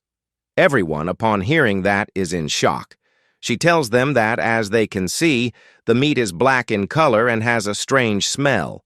That reminds her of the zombies, and since she didn't want anyone to get infected, she asked the boys to wait and then burn everything. Upon seeing her, they begin to agree with her, and it's because the color was unusual. Besides that, the aroma resembled zombie rot. They mention that maybe it was due to improper storage. The old man who was there comments that he waited, as the previous chef said. John mentions that he doesn't think it's because of that, and that maybe it's a mutated creature. The terrified people believe her and thank her from the bottom of their hearts for having saved them. She says it was nothing. Suddenly, Shen comments to his sister that she owes everyone an apology. She, irritated, yells if he thinks she wanted to infect everyone. He mentions that he understands she wants to be admired by everyone, but she can't risk everyone's lives without confirming if the meat was edible. The waifus, upon hearing how he treats his sister, get irritated with him. On the other hand, Jonah, very serious, mentions that she doesn't believe he really thinks she is like that. He, upon hearing her, falls into deep silence. John, who saw her reaction, comments that his sister works very hard gathering supplies and a slip-up like that was inevitable. Still, Lu yells for her to shut up because the boss confirmed the meat several times. But despite what was said, people start to believe John's words. On the other hand, we see Tito Leon smelling the meat. Everyone, upon noticing this, yells for him to get away from it. He doesn't pay attention to them and, like a true rebel, takes a bite. The people, upon realizing this, are in shock. Tito Leon, upon seeing that it was delicious, tells Shrew to take the meat to the kitchen. We see how he begins to prepare a delicious dish. A few minutes later, upon finishing, he shows it to everyone and asks them to try a bite. The little rats, upon realizing that, get irritated and yell if he's gone crazy or what, and that no one is going to eat infected meat. The people agree because they don't want to turn into zombies. I tells them not to worry and mentions that the meat of mutated creatures can be consumed as long as the infected parts are removed, and assures that it is a delicacy. Besides that, this meat is from a normal boar. John mentions that he understands that he wants to protect Juna, but playing with other people's lives is wrong. The little rats scream that she is right. Lanhays asks them to calm down and comments that this is a way to preserve meat. Curious, he asks if the previous chef was from the south. They say yes. Curious, they ask why. Tito Leones comments that preserving food there is difficult because the air is humid. That's why the locals preserve meat by spreading a lot of salt, soy sauce, and sugar on it. Once that's done, they place it in a cool spot to dry. Because of that, the meat turns black and shrinks, being able to last several months, although it produces a very strong smell. But when heated, it has a wonderful aroma. And with that said, without further ado, Tito Lee activates his MasterChef mode. A few minutes later, we see that he prepared a delicious dish. Everyone, upon seeing it, stares. And that's because it looked way too appetizing, and all of them had an uncontrollable urge to taste it. Shen, who noticed that, yells that if they do it, they will turn into zombies. On the other hand, John, with teary eyes, begs everyone to please not do it. Leon, already tired of hearing that chick's lies, we see that he forces her to take a bite of the boar meat. Everyone, upon realizing this, perplexed, wondered if she really was going to transform. On the other hand, we see that the chick was about to vomit. Leon, noticing that, of course wouldn't allow it. He asks Sweet Shrew to make her swallow it. We see how she covers the little rat's mouth, making her eat. The chick, upon realizing the texture and taste of the meat, is amazed and feels as if she were riding the boar itself, and it was so delicious that she even fell to the ground. On the other hand, Shen and his companions, seeing that she was acting strange, ask if she's okay. She was aware that if she said yes and admitted that it was delicious, everyone would turn against her for having lied. But there's no point in staying silent, because everyone ends up assuming that it was good, not only because she didn't transform, but also because she enjoyed it, as she didn't leave anything on the plate. Ashamed of their earlier behavior toward Yuna, they apologize. She says it's no problem, and that she knows they were only scared because they didn't want to turn into those monsters. Now that everything is clear, the people, anxious to try such a dish, ask Tito Langa for a bit. He tells them that he's already going to serve it, and while doing so, asks them not to forget to rate his dish. A few minutes later, we see that everyone was amazed by the food and even wanted seconds because it was so delicious. Kailiru, who hadn't forgotten that because of that chick everyone began to distrust their boss, comment that she should apologize. Everyone agrees. Even Shen was aware that there was no way out of this one. On the other hand, we see that John notices that everyone was against her, and as she couldn't stand such pressure, she begins to cry and, terrified, runs away. From there, Shen, who noticed that, gets furious with Tito Leon. Enraged, he yells that he's going to destroy him, challenging him to a fight, but only between the two of them, and no one could help. Ironically, that woman was the reason for it because he was very afraid of the beautiful shrew. On the other hand, Leon wasn't sure about fighting since he didn't have any combat skills.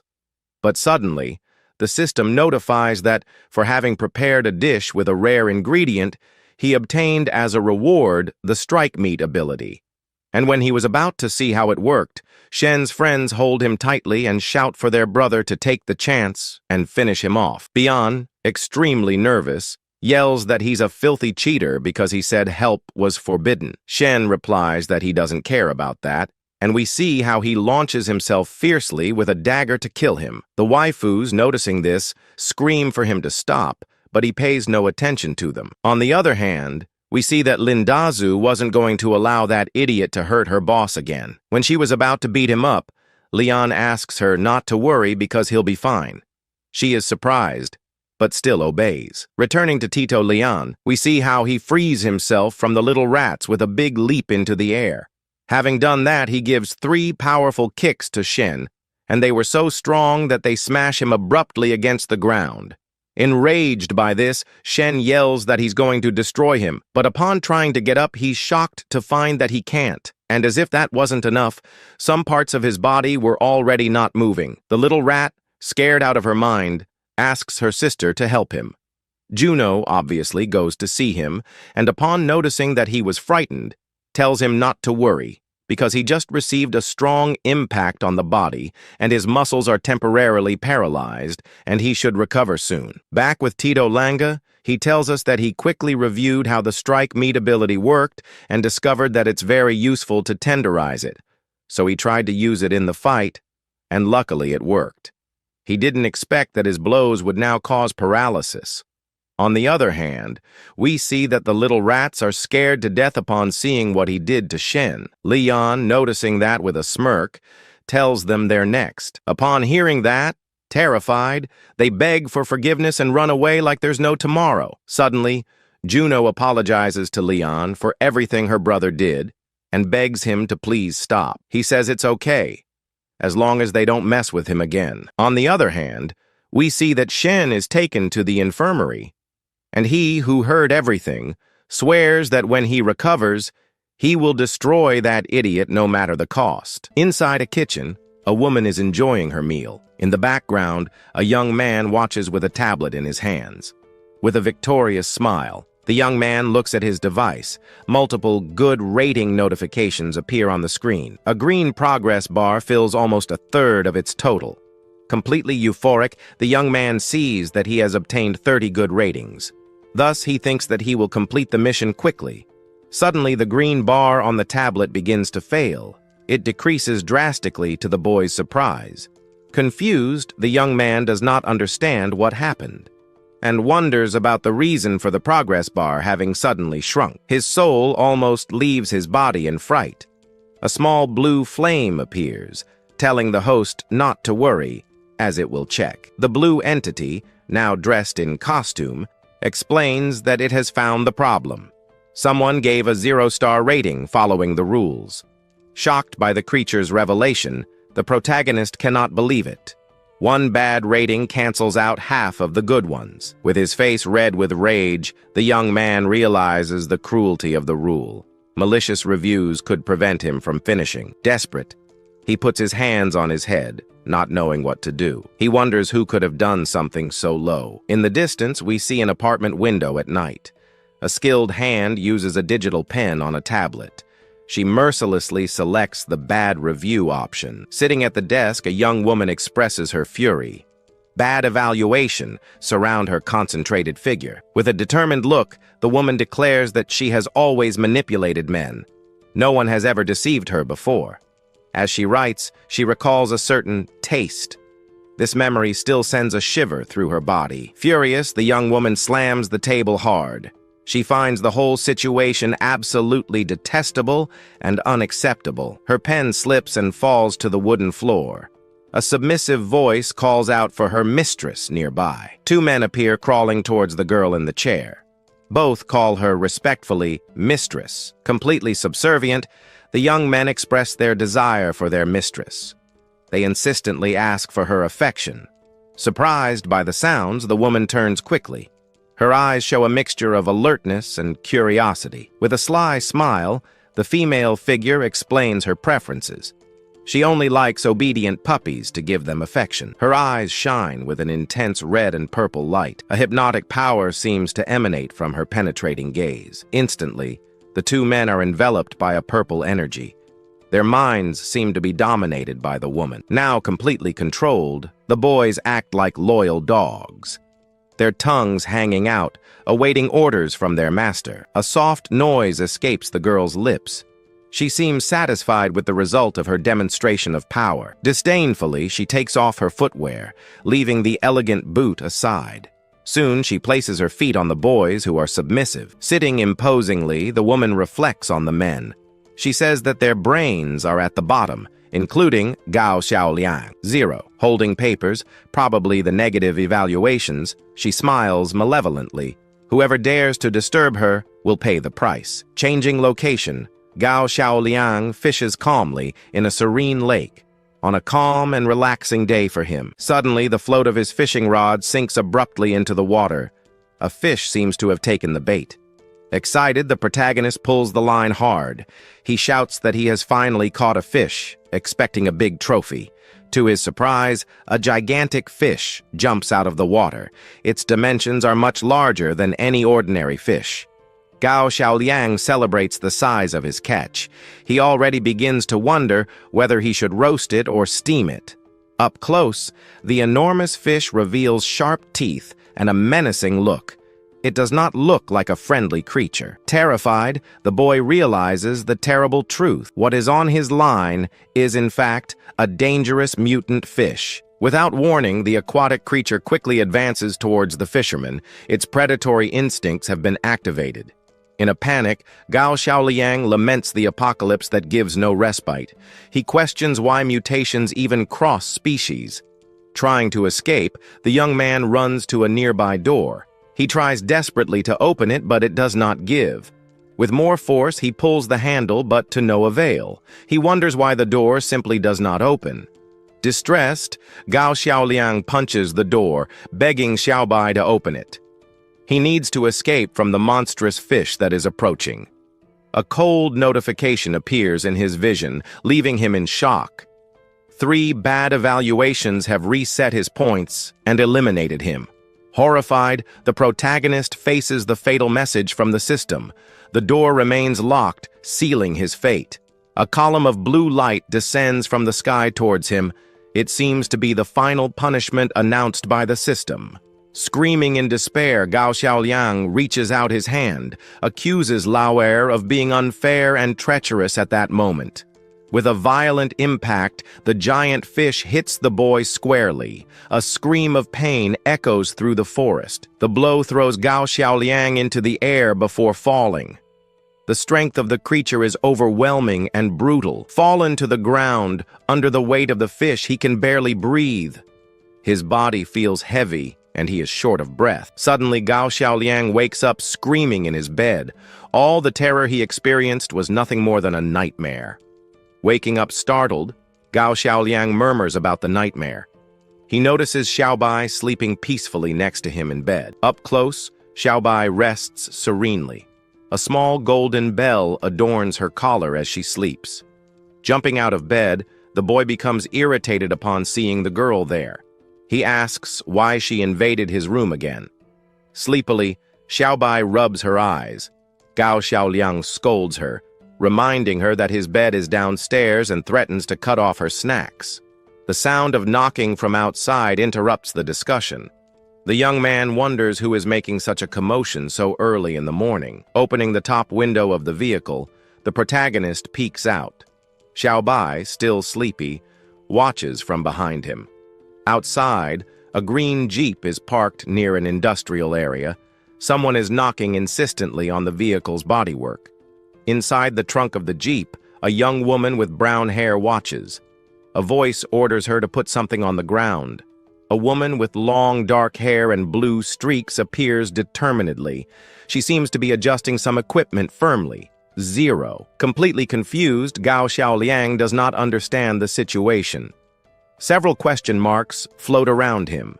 Now composed and dressed, the cook walks towards the dark-haired woman. Xiaobai follows closely behind him, and he greets her. Both the young women, the dark-haired one, and Yin Hong in the Jeep, greet Chef Gao. They ask if he was able to rest well. Yuejie, the woman with blue locks, points to the boy's dark circles. She asks if he didn't get a good night's sleep. With an exhausted expression, the protagonist confirms that he had nightmares all night. That's why the dark circles are inevitable. Curious about the movement, Gao Xiaoliang asks the group. He wants to know if they are getting ready to leave. Yuejie explains that Yin Hong's father stored a lot of supplies in Wanda Shan, items like food and weapons, which they intend to get. Yin Hong, from inside the car, adds that her father accumulated a lot at the beginning. Unfortunately, he couldn't use any of them in the end.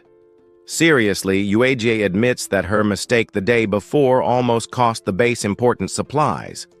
She feels guilty. To make up for it, she wants to use the supplies from Wanda Shan. She hopes to redeem her mistake in front of the group. 0. Two boys intervene in Yuejie's defense, shouting that it wasn't her fault. They claim that she didn't act on purpose. Looking at Yin Hong, Yuejie comments on her sensitivity. He says she is moved even before tears fall, an old habit. Surprised by the mention of the place, the young cook repeats the name.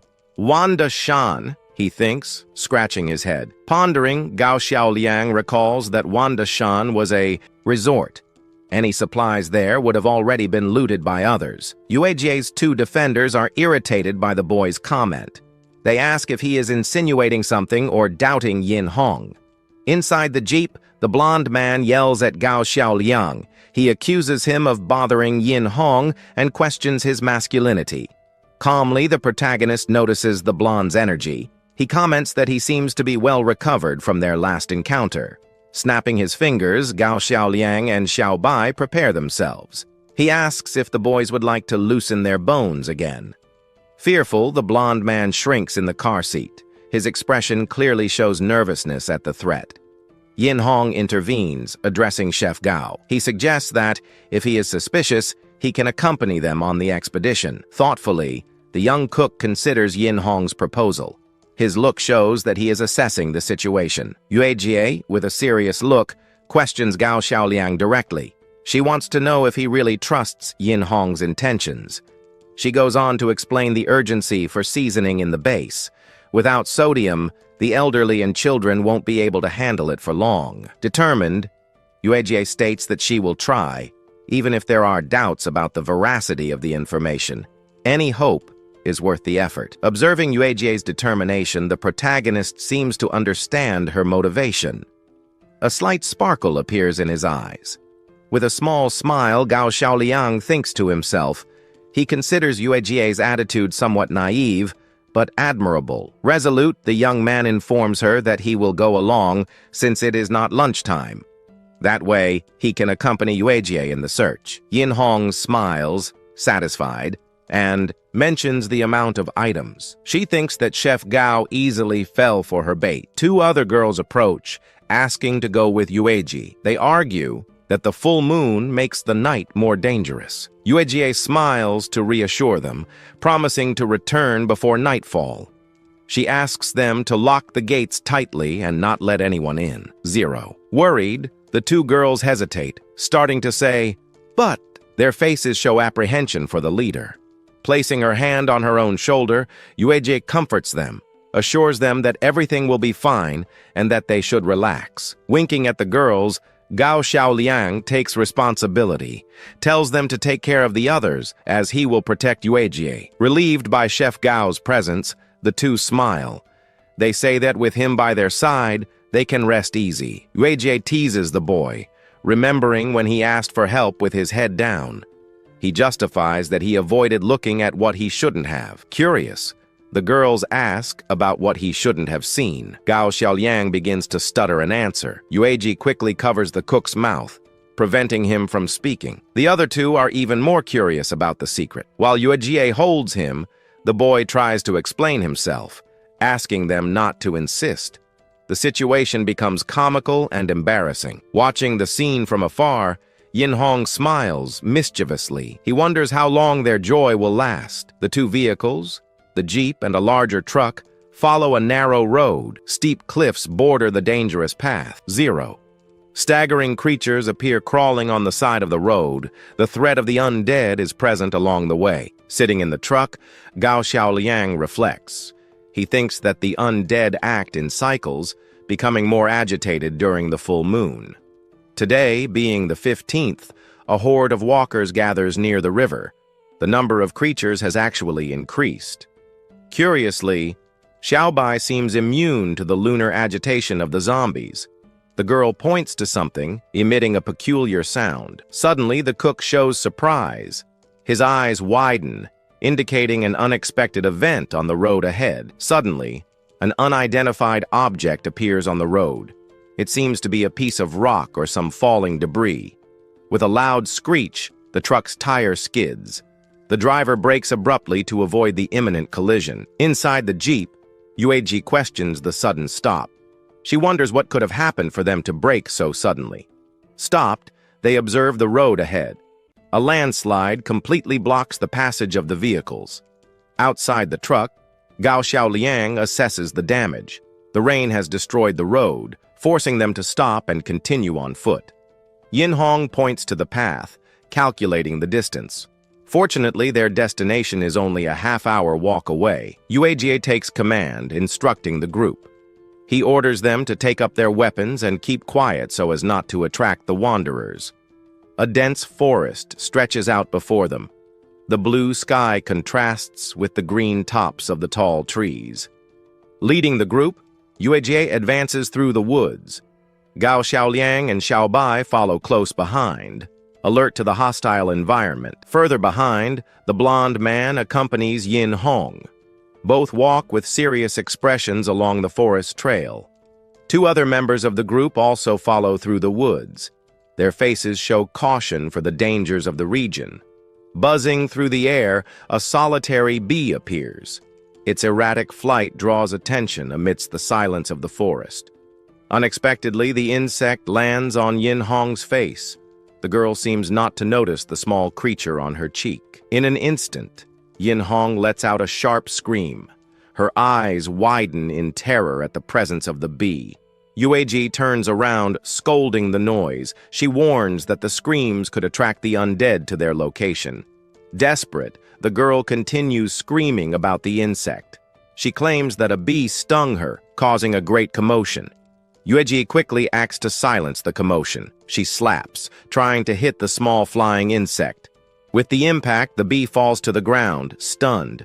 The small insect seems to have been neutralized by the quick action. Yueji stares at Gao Xiaoliang, minimizing the incident. She questions the reason for so much fear because of a simple bee. The three boys in the group watch the scene, open-mouthed. Their expressions show a mixture of surprise and fear. Defending Yin Hong, the blonde man supports her. He apologizes, saying that she was just scared, like many girls. Yuejie responds, also claiming that she is a woman and is not afraid. A boy comments that she is stronger than a man. Revealing Yuejie's past, the blonde tells stories. He describes how she was mistaken for a boy when she was a child. Embarrassed by the memories exposed, Yuejie blushes. The tough warrior shows a more sensitive and shy side.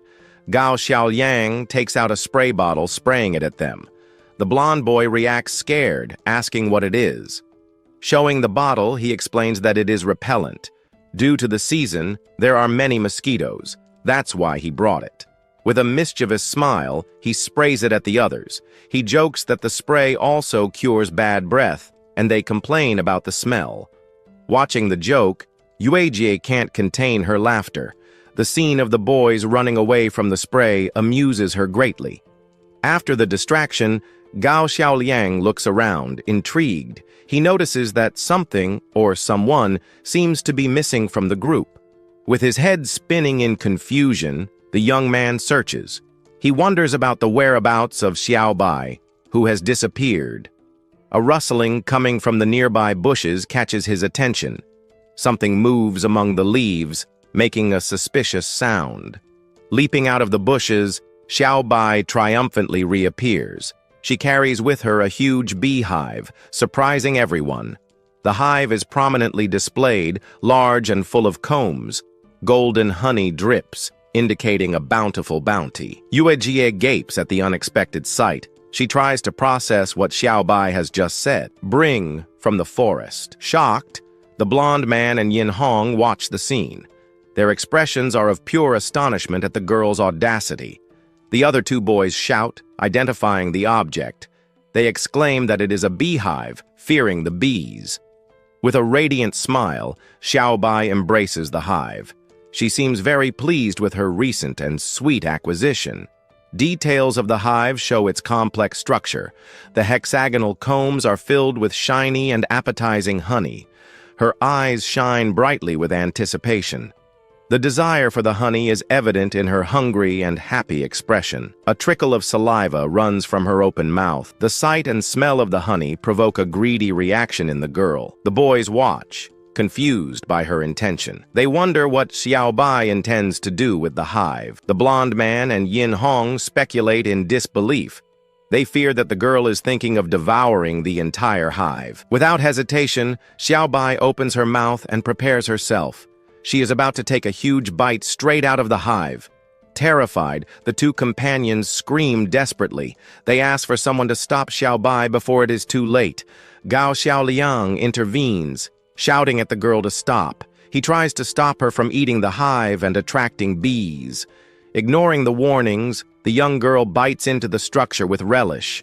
She delights in the honey, oblivious to the danger or the mess. Screams echo through the dense forest. The high-pitched sound scares the birds, signaling a new panic in the group. Finally, the group reaches the imposing mountain. At its base, a dark tunnel entrance awaits them. In front of the tunnel, Yin Hong asks if this is the place. Yuejie confirms with a serious look, that is indeed the place. Yin Hong explains that the tunnel collapsed halfway. Her father used to say that dangerous places are safer for hiding places. With her hand on her cheek, the girl complains of pain. The bee sting still causes her considerable discomfort. Two young men with welts on their faces blame Xiaobai. One of them would like to confront her if he had the courage. Yuejie, determined, orders them to enter. Her determined expression leaves no room for hesitation at the moment. Gao Xiaoliang intervenes, asking them to wait. The leader of the group turns around, questioning the sudden interruption. The blonde man, irritated, asks what Gao Xiaoliang wants, points to the cook, demanding an explanation. It's very dark inside, the protagonist explains. Going in blindly would be too risky without preparation. Suddenly, Gao Xiaoliang throws something. A luminous object flies into the darkness of the tunnel. A light stick lands on the floor of the tunnel. Its spark briefly illuminates the entrance to the underground passage. Metallic noises echo from the dark interior. The sound of clang, clang indicates movement or objects falling. Watch out, something is coming, warns Gao Xiaoliang. The other two boys are startled by the sudden warning. From the darkness, enormous moths appear flying. The giant insects advance quickly toward the group. They are moths, shouts one of the boys. He and his companion try to protect themselves from the flying insects. Xiaobai lets out a shrill scream of terror. The sight of the moths leaves her completely terrified and paralyzed. Agilely, Gao Xiaoliang throws off his coat. The piece of clothing flies towards the nearby bushes.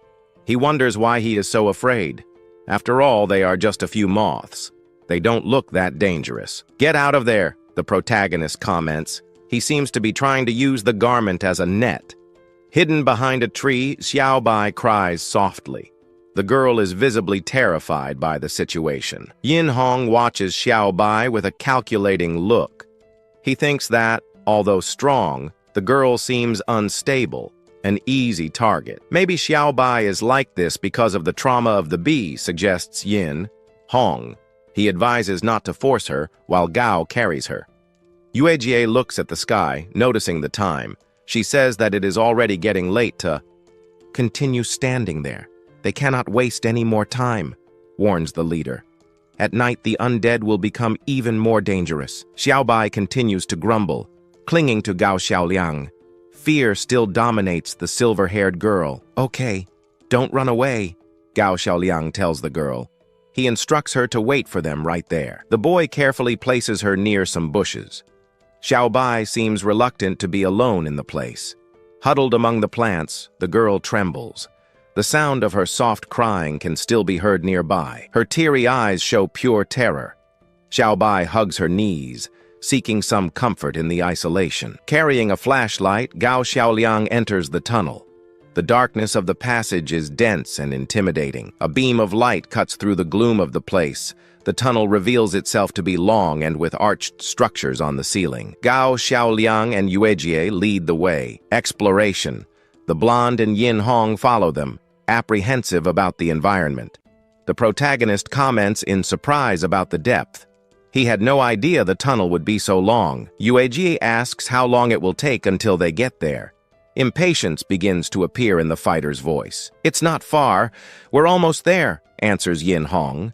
An enigmatic smile appears on her face. Suspicious, Gao Xiaoliang observes her reaction. Something in the girl's attitude doesn't seem entirely right. In the distance, humanoid figures appear in the darkness.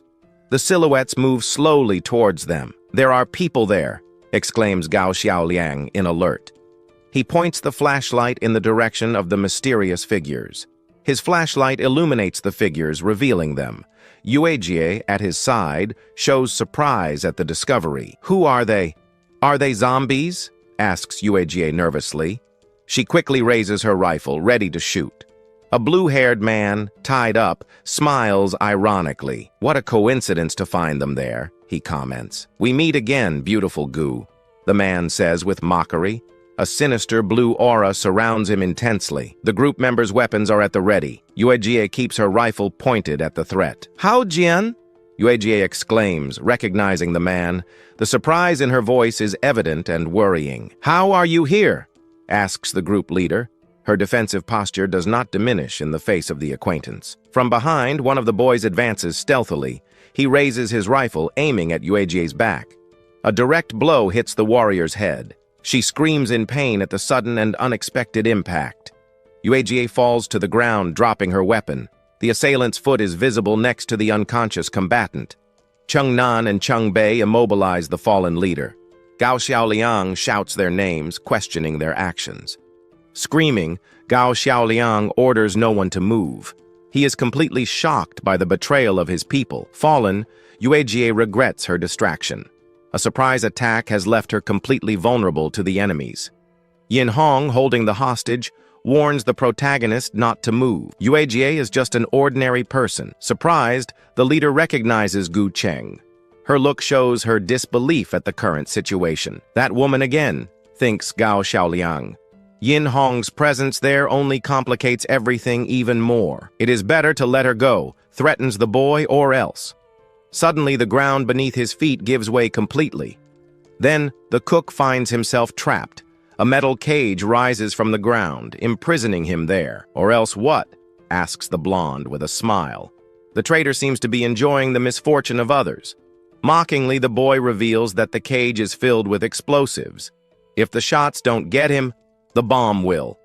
An explosive device is attached to the fence. The danger for Gao Xiaoliang is imminent and frightening. Hao Jian remembers that the young man ran him over. He didn't expect him to fall into his hands so quickly. "Good job," praises the blue-haired man. He seems pleased with his chosen partner. "All thanks to Yin Hong's good idea," says Cheng Nan. The girl smiles, proud of her plan. Trapped, Gao Xiaoliang laments the limitations of his system. Not being able to charge it is a serious problem. Without hesitation, the blonde presses the detonator. A loud explosion echoes through the dark tunnel. In his imagination, the protagonist sees himself triumphant. A chibi version of him poses confidently. In a delirium, he repeatedly strikes the traitor. The rage of the moment fuels this comical scene. "Damn you!" shouts Gao Xiaoliang furiously. The frustration of being trapped is enormous for the cook. Yuejie questions Cheng Nan's sanity. He replies that he is not crazy, just tired of her. "What did you say?" asks the incredulous fighter. The words of her former companion shock her. In a memory, young Yuejie fought in the orphanage. To avoid being bullied, she faced other boys. Even when sharing food, he was looked down upon. While she was called sister, he was a coward. Cheng Nan recalls his past with bitterness.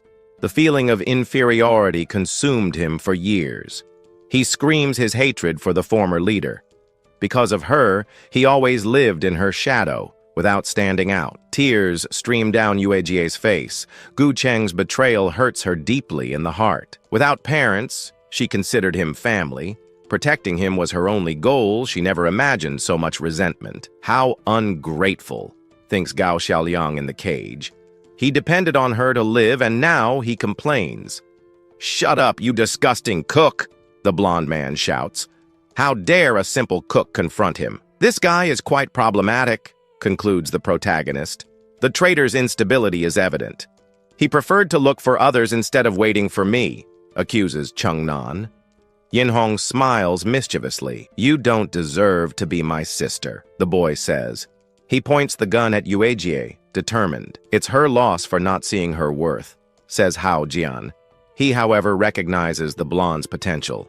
As soon as they return, he will take over the plant. He will become the real boss of the place, plans the blue-haired man. With their union, they will create the strongest base. Changnan thanks his new ally for the opportunity. "What, will he take them to the plant?" asks Yuejie. The concern is immediately evident in her voice. "Hao Jian is dangerous," warns the fallen leader. "Taking them there will mean ruin for everyone." "Shut up!" shouts the blue-haired man. He slaps his old rival in the face. "How about being betrayed by your little brother is not good?" mocks Hao Jian. His smile is cruel and victorious. "Women should behave as such," says the villain. "Trying to surpass men is overestimating yourself." Yin Hong observes the scene with a cold gaze. Her eyes show interest in what is unfolding. However, the warrior still maintains her firm posture. Determination does not abandon her easily. "Making a strong woman beg would be great," says Hao Jian. Sadistic pleasure shines in her eyes. "Wait a minute," Yin Hong suddenly intervenes. She seems to have a new idea for the situation. Since she is Cheng's sister, she will give it a chance. A proposal emerges from the lips of the treacherous blonde. She knows of a safe in the plant, a secret that Yuejie has always kept very carefully. If she hands over the safe, Jian will spare her. Not even the others in the plant would be harmed. "A safe," repeats Yuejie thoughtfully. Yin Hong's proposal takes her by surprise at that moment.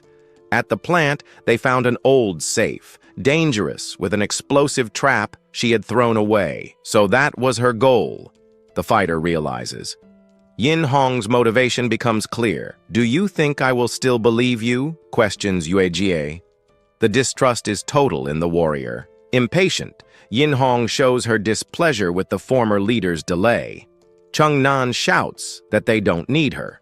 Everything in the plant will soon be theirs. Yuejie, in turn, mocks the traitor's naivety. Even though she is injured, the former commander decides to offer Yin Hong some advice, despite the betrayal she suffered. Yuejie warns that, in this chaotic world, depending on men like a parasite will only bring a tragic end. Defiant, she questions the trust in someone like Changnan, capable of betraying even his own family. Immediately, the blonde boy reaffirms his total loyalty to his partner. He accuses the former leader of trying to sow discord. The warrior observes the pair's reaction attentively, maintaining her firm and determined gaze.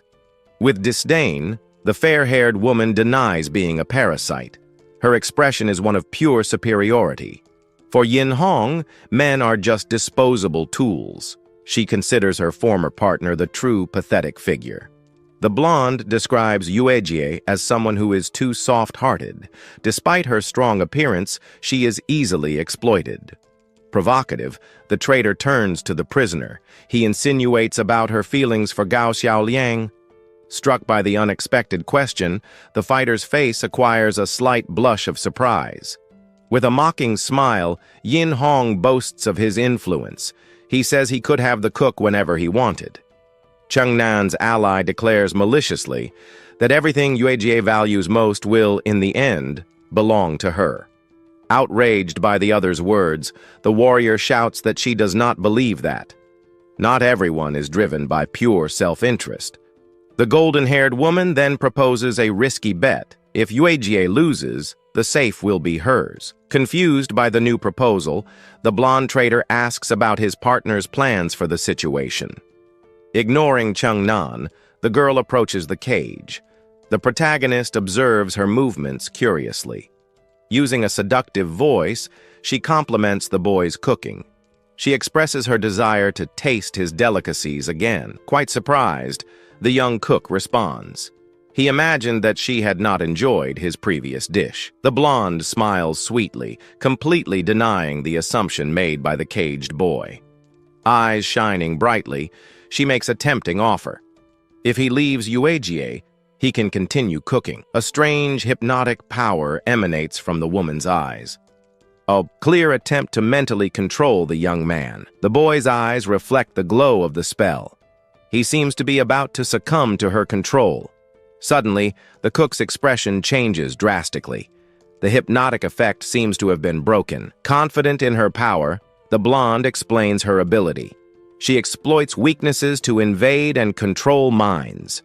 With an intense and penetrating gaze, she orders Gao Xiaoliang to become her prisoner immediately. The protagonist, displaying a now blank expression, responds that she is underestimating him too much. Unexpectedly, Yuejie smiles victoriously as Yin Hong is struck by a sudden electric shock. Quite annoyed, the chef accuses the blonde.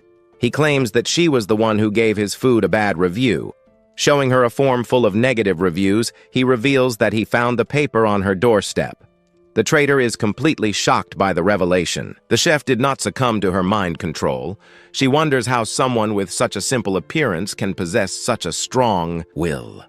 Desperate, Changnan shouts that they cannot spare the boy under any circumstances. He must be eliminated today. Furious, the man in the yellow coat screams loudly. He worries that they don't know what the other man's power is and that he is very calculating. With his face red, the blonde man says that there can only be one Esper in the base and that Esper is him. While the blonde man is distracted, the woman with a gun to his head reacts and quickly turns the tables, immobilizing him. Next, we see another hostage being grabbed by the arms, and he is clearly terrified by the situation.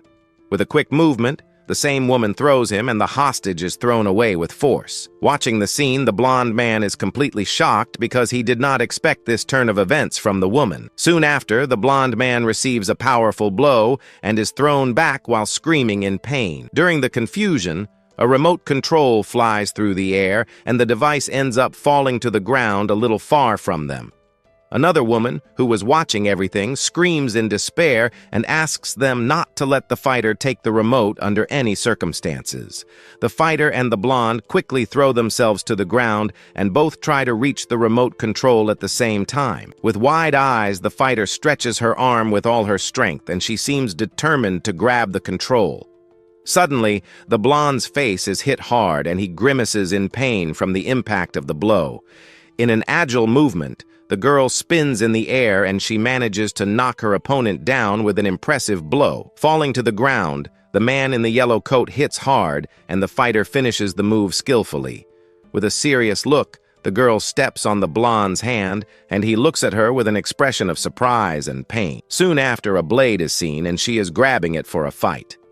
Holding the control, the fighter threatens the blonde and he tells everyone to drop their weapons or he will get hurt. Behind the bars, a black-haired boy smiles, and he praises the girl's performance, saying that it was very well done. With a confident smile, the same boy seems to think that blood pressure does not affect him, and that they will win. Frightened, the blonde begs the girl not to do anything, and he says that she can't hurt him because he is her brother. Angry, the fighter shouts that he is a white-eyed wolf, and that from today on, she is no longer his sister. Desperate, the blonde asks for help from Jian Gei and Hong Hong, who are watching the situation from afar. Frowning, the long-haired girl calls him useless and says that he can't do anything right. With a mocking smile, the blue-haired man asks if she thinks she can threaten him, and he says that she can hurt her brother if she wants to. Completely shocked, the blonde looks at Hao Jian, and he can't believe what he just heard. Turning around, the woman with the ponytail calls the blue-haired man despicable, and she looks furious.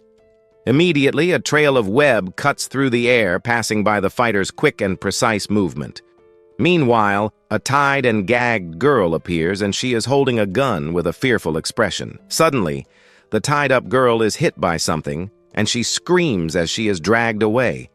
Surprised, the black-haired boy watches the scene and wonders what is happening there. Turning her face, The woman with blonde hair and a yellow blouse seems to notice something and becomes alert. Likewise, the fighter with the ponytail also notices the movement, and she looks carefully in the same direction. Confused, the blue-haired man with the tied-up body asks what that was, and he seems not to understand what is happening. Inside a dark tunnel, strange sounds begin to echo, and they indicate that something is approaching quickly. Observing the tunnel, a group of people wonder if it is Hong Shi, and they comment that it seems to be something very large. Angry, the blue-haired man grabs a gun, and he shouts that no matter what it is, he will turn it into a sieve. Soon after, the same man points the gun at the tunnel, and he orders everyone to shoot hard. Immediately, several people begin firing their weapons in the direction of the dark tunnel, and many bullets fly through the air. Further back, we see a woman with a rifle and a man in a red mask also shooting non-stop. The dark tunnel is lit up by the gunshots, and the bullets seem to hit something that moves quickly in the darkness. After the shots, a thick cloud of smoke and dust rises from the tunnel, and several bat-like silhouettes appear. A man in an orange cap comments that there is no more sound, and another next to him says that he must have already been defeated. Suddenly, several sharp claws emerge from the smoke and move at high speed towards the shooters. In an instant, several people are hit by the claws, and they scream in pain as blood spurts. Amidst the chaos, a giant creature with glowing red eyes appears, and it stares at the survivors with fury. Slowly, the smoke dissipates and reveals a monstrous spider with huge claws and a frightening aura. Two masked women look at the creature, and one of them says that it is a mutant spider. With his eyes wide with terror, the blue-haired man screams in terror when he sees the size of the spider. One of the masked women comments that the spider is scary and asks if a mutant spider can grow so big. Behind bars, the black-haired boy shouts that it is not a common mutant animal but a devourer. He explains that, unlike other mutants, devourers do not only eat humans, but also hunt zombies and other beings. In addition, they absorb the power of their prey to become stronger and as if they were cultivating something. Thoughtfully, the black-haired boy remembers that the devourer has not appeared the last few times and wonders why it appeared earlier. Looking at the spider, he wonders if this could be a chain effect caused by its link system. The giant creature crawls slowly, and a person with a gun appears to be trapped in its webs. With eyes wide with terror, the person trapped in the web begs for help and is clearly terrified. With its multiple red eyes glowing brightly, the spider advances towards the people, and it looks hungry. The two masked women and the man in the red hood look at the creature, and they are completely terrified. Quickly, the monstrous spider jumps and moves at high speed towards the remaining survivors. Desperate, the blue-haired man shouts loudly for everyone to run, and he seems very scared. Looking back, the blonde man sees the fighter standing still, and he seems worried about her. Then, the man in the yellow coat turns and he faces the girl who is still in the same place. With a scream of "Go to hell!"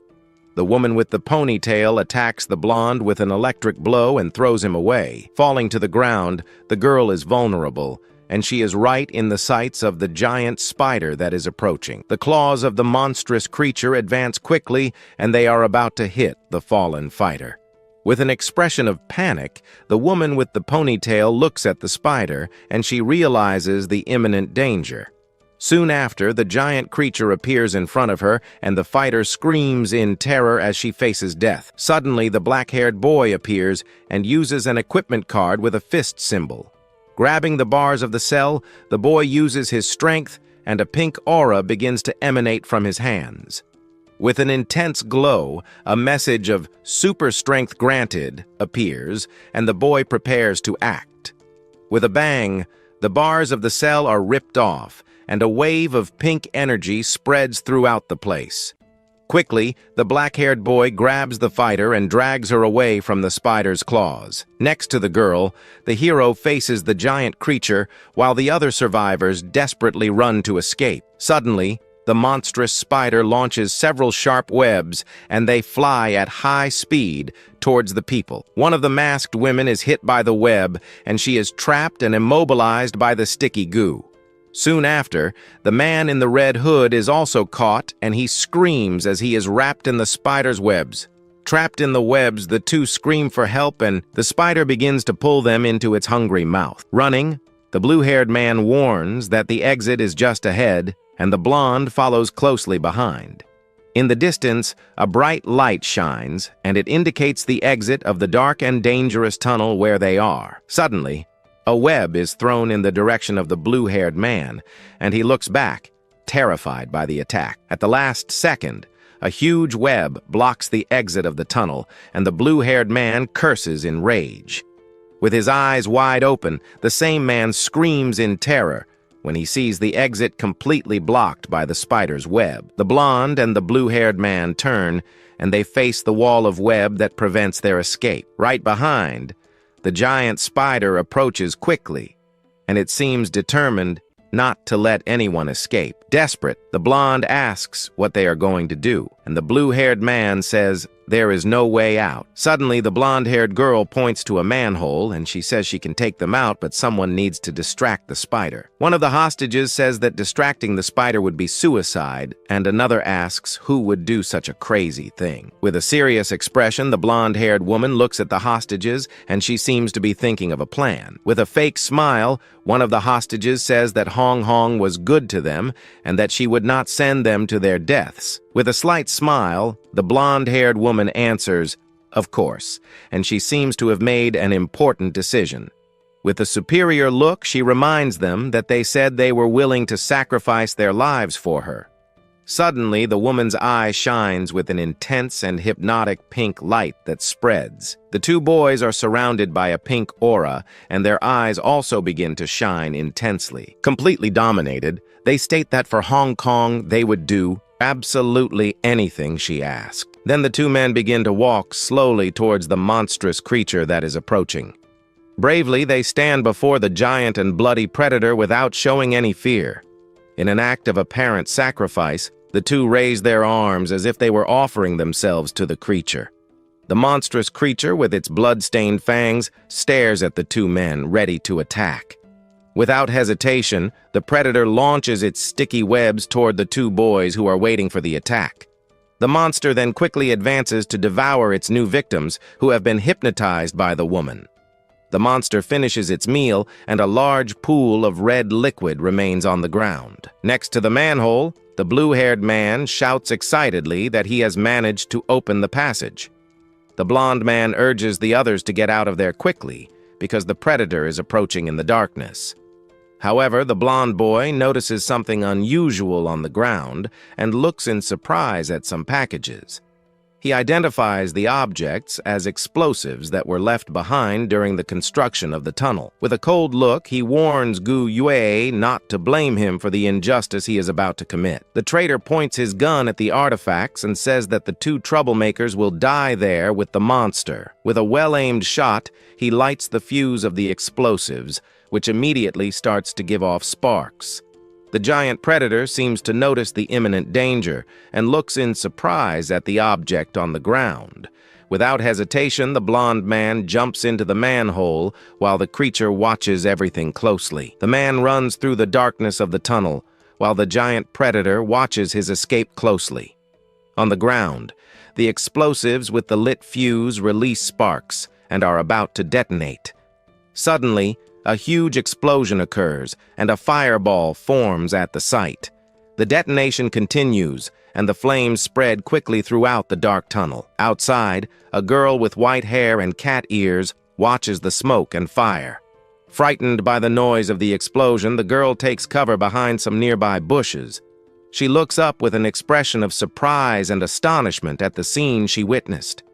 From afar, the girl observes the destroyed tunnel and the smoke that is still coming out of the place. Fire and dense smoke. They continue to leave the entrance of the tunnel that was partially destroyed. Then, from the smoke, we see the girl running after the explosion happened, and we see that she was scared by the apparition. The girl with cat ears screams, scared while some golden objects fly around them. Up close, we see her with an expression of discontent and looking irritated by something. A memory appears, and we see the protagonist running with a shiny pot while another person falls. In another memory, the boy is on the ground reaching for a luminous object while a girl screams. The girl with white hair closes her eyes with a serious expression and seems very determined. Her eyes open and now glow bright red as she focuses firmly on something. Suddenly, the girl starts to run desperately and screams as she quickly flees the place. Inside the tunnel, everything is on fire and destroyed after the huge explosion that happened there. The protagonist appears with a bruised face and one of his eyes slightly open, looking confused. He holds his head and wonders what happened, and if that was really an explosion. With his eyes shining, he wonders why his body cannot move at all. Suddenly, the young man finds himself trapped in a huge spider web with fire burning just below. Looking at his web-covered hand, he complains that it is too sticky and disgusting. With a confident smile, the young man states that a simple spider web will not be able to stop him. Quickly, some sharp blades emerge from his wrists, ready to cut anything. Like a cicada shedding its skin, he frees himself from his clothes trapped in the web and escapes. Now free, the protagonist kneels near the fire that burns intensely on the floor. Looking up, he notices that there are many spider webs spread all over the ceiling. The young man then notices a giant cocoon and thinks that it must be Hao Jian's subordinate who was captured. In detail, we see the figure completely wrapped in thick webs and looking like a mummy. Thoughtfully, he concludes that the creature used those people as a food reserve, and that the webs lessened the power of the explosion. The young man then finds Gu Yue unconscious on the floor and shouts her name, worried for her. He quickly runs to the girl and asks if she is okay and how she feels at the moment. He holds her and shouts for her to wake up and come out of that unconscious state. Suddenly, a strange smoke appears, and the fire that was burning in the place begins to go out. With difficulty breathing, the protagonist realizes that the air is getting thinner in there. Worried, he thinks that if they continue like this, they will soon run out of oxygen and need to get out quickly. The young man then picks up his sword from the ground and prepares to make his way and escape from the tunnel. With a powerful blow, he cuts the spider webs that were blocking the way out. The sharp sword easily cuts through the webs, and a bright light appears on the other side of the barrier. Surprisingly, the boy realizes that the webs are very resistant, and he cannot cut them at all. Looking to the side, the young man notices a strange spike trap on the ground nearby. Suddenly, a smile appears on his face, and he exclaims excitedly that he has a brilliant idea. Thanks for watching. He decides to use the explosives he found, placing them on the thick spider web. While protecting the unconscious girl, he throws the bomb at the barricade. A massive explosion erupts, engulfing the entire area in flames. The powerful blast clears the webs, revealing a bright light and a clear path forward. Bruised but victorious, the young man smiles, knowing his plan was a success. As the smoke settles, burning pieces of debris start falling from the ceiling. Suddenly, a strange sound from above makes him look up with a worried expression. He sees several large, pulsating cocoons hanging from the remaining webs. One of the cocoons rips open, revealing a bloodied person trapped inside. A woman's body falls from the torn cocoon, hitting the ground with a thud. Two figures, the one who just fell in another, slowly get to their feet. The woman with short hair begins to twitch, her movements looking unnatural. Peeking from behind cover, the young man wonders if the people are still alive. He realizes they were infected by a virus in the cocoons and have become zombies with glowing red eyes. The two newly formed zombies stagger forward to attack. Without hesitation, the protagonist prepares himself for another fight. He lunges forward, moving in a blur to intercept the undead creatures. He quickly grabs one of the zombies, twisting its body with his strength. The zombie is slammed to the ground, its body contorted and defeated. After finishing the fight, he dusts his hands off, satisfied with the outcome. However, the other zombie begins to twist unnaturally, its body contorting violently. The hero watches in horror as he realizes it has mutated into an abnormal type. Its limbs bend backward at an impossible angle, preparing for a new form of attack. The creature scurries across the ceiling, moving like a grotesque, upside-down spider. While holding his companion, the young man panics, knowing his old tricks will not work. He worries that the tunnel will not hold up much longer after suffering 2 explosions. Looking back at the growing horde, he feels the heavy burden of the situation. Frustrated, he wishes his companions Xiaobai were there to help him in this critical moment. In his mind, he imagines her effortlessly sending the zombies flying with 1 punch. Shaking off the thought, he decides to deal with the undead first before finding an exit. He gently places the unconscious girl down against a rock wall to keep her safe. The hero activates his storage space, a blue light glowing as he retrieves an item. With a determined shout, he pulls a large, yellow container from his inventory. The mutated zombie with glowing red eyes continues its relentless advance toward him. He then hurls the container with all his strength directly at the approaching creature. A thick, yellow, sticky liquid splashes out, covering the ground in the zombie's path. The lead creature slips and falls, getting completely immobilized by the goo. Soon, the other zombies are also trapped, piled together in the sticky mess. Seeing his opportunity, the young man delivers a powerful kick to the tunnel's ceiling. Large rocks break loose and begin to rain down. As the tunnel crumbles, the hero braces himself against the shower of rocks and dust. He sits down with a smirk, remarking that he has prepared a proper grave for the zombies. However, the collapse intensifies, and he realizes the tunnel is caving in much faster than planned. Suddenly, a silhouette of a young woman appears in the light from the hole above. Before he can react, something strikes him hard across the face, catching him by surprise. The impact leaves him dazed, and he momentarily sees a strange, dizzying vision of the cat-eared girl. He quickly recovers and jumps back into a defensive stance, demanding to know who ambushed him. It is his companion Xiaobai, who has finally arrived. He calls out her name in surprise and relief. Later, as the sun sets beautifully over the distant mountains, the scene changes. The group is now safely traveling in their large, modified bus along a precarious mountain road. While driving, the young man notes that the moon is already beginning to rise. He feels a sense of urgency, knowing the danger increases after dark, and resolves to get off the mountain fast. His thoughts then drift to Gucheng's crew, and he wonders if they made it back to the steel mill. Just then, his rescued companion lets out a faint groan in her sleep, her face looking flushed. Concerned, he reaches over with his gloved hand to check her temperature. He is alarmed when he feels how hot her forehead is against his hand. The hero worries, knowing that a fever is the first symptom of zombie infection. As he pulls his hand back, his eyes catch a strange mark on her shoulder. He leans in closer to inspect the mark, trying to understand what it is. He recognizes the distinct shape of a zombie bite mark on her skin. Upon closer inspection, he notes that the bite mark on her shoulder does not look fresh. A sudden realization begins to dawn on him as his expression becomes serious. Meanwhile, back at their base, 2 girls stand watch, worried that the others have not returned by nightfall. One girl reassures the other, confident that with Chef Ga leading them, they are safe from any zombies.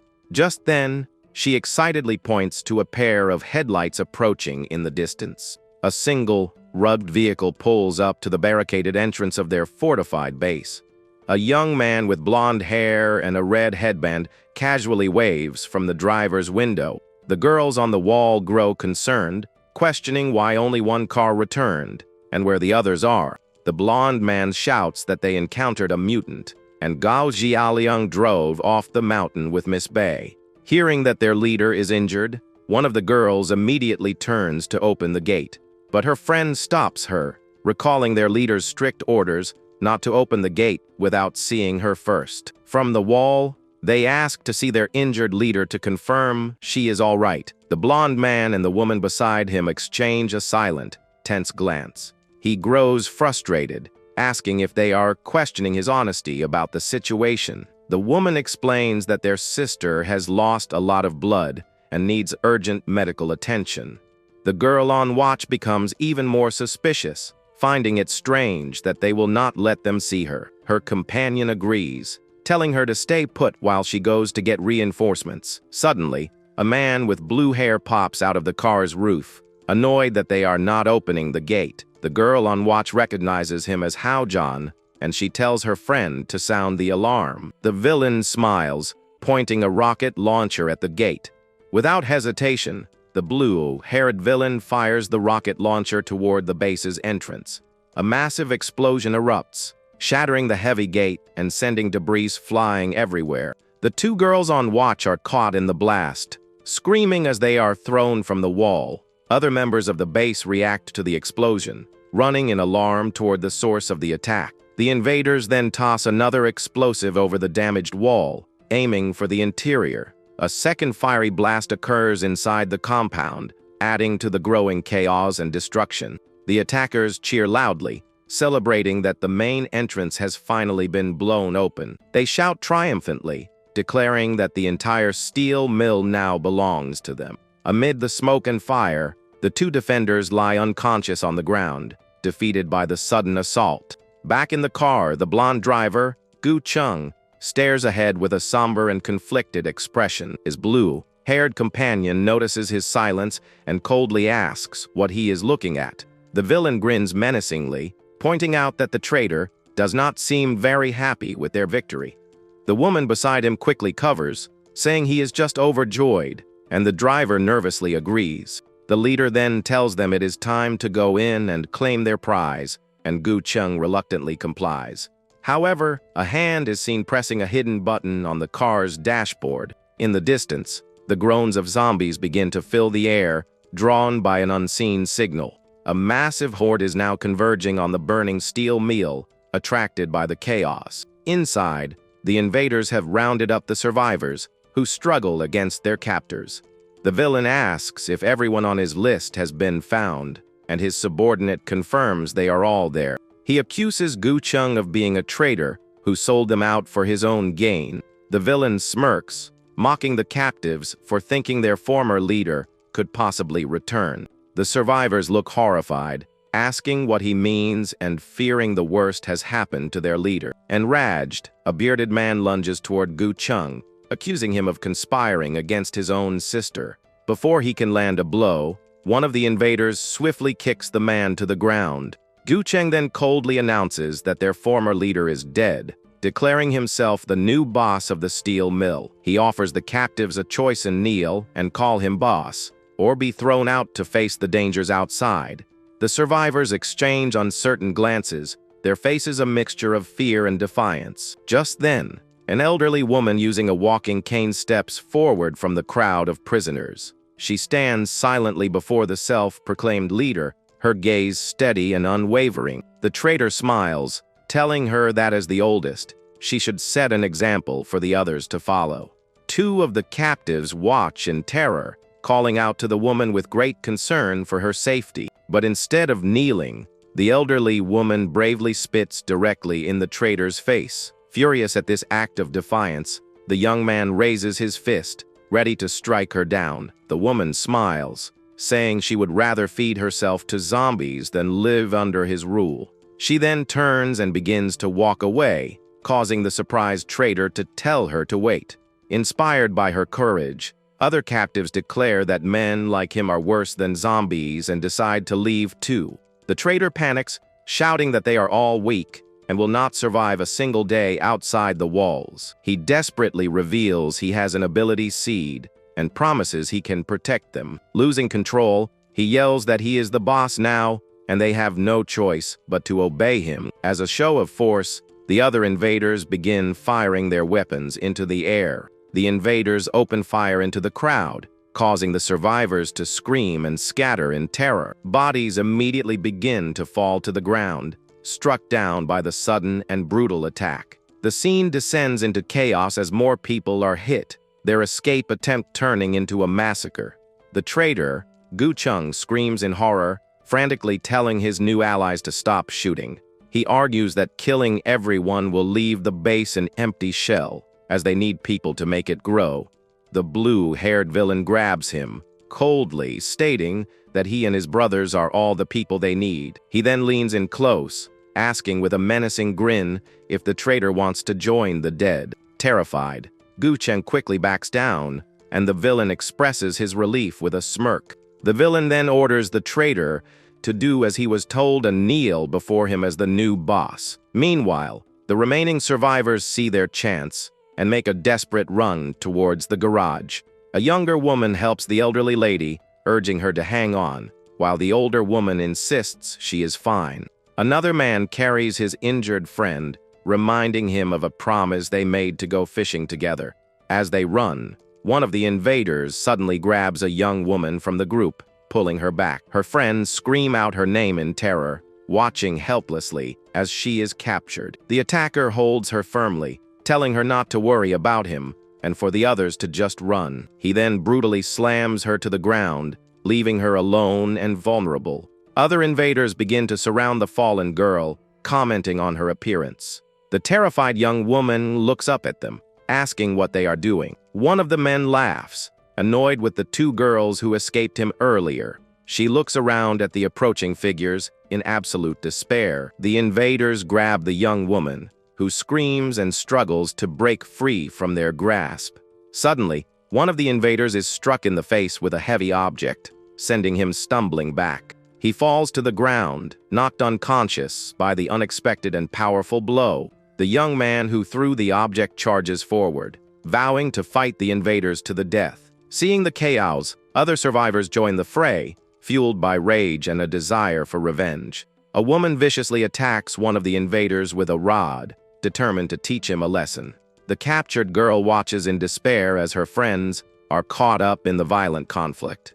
One of the survivors grabs an invader and slams him to the ground in a powerful takedown. The impact of the blow is immense, leaving the invader stunned and disoriented.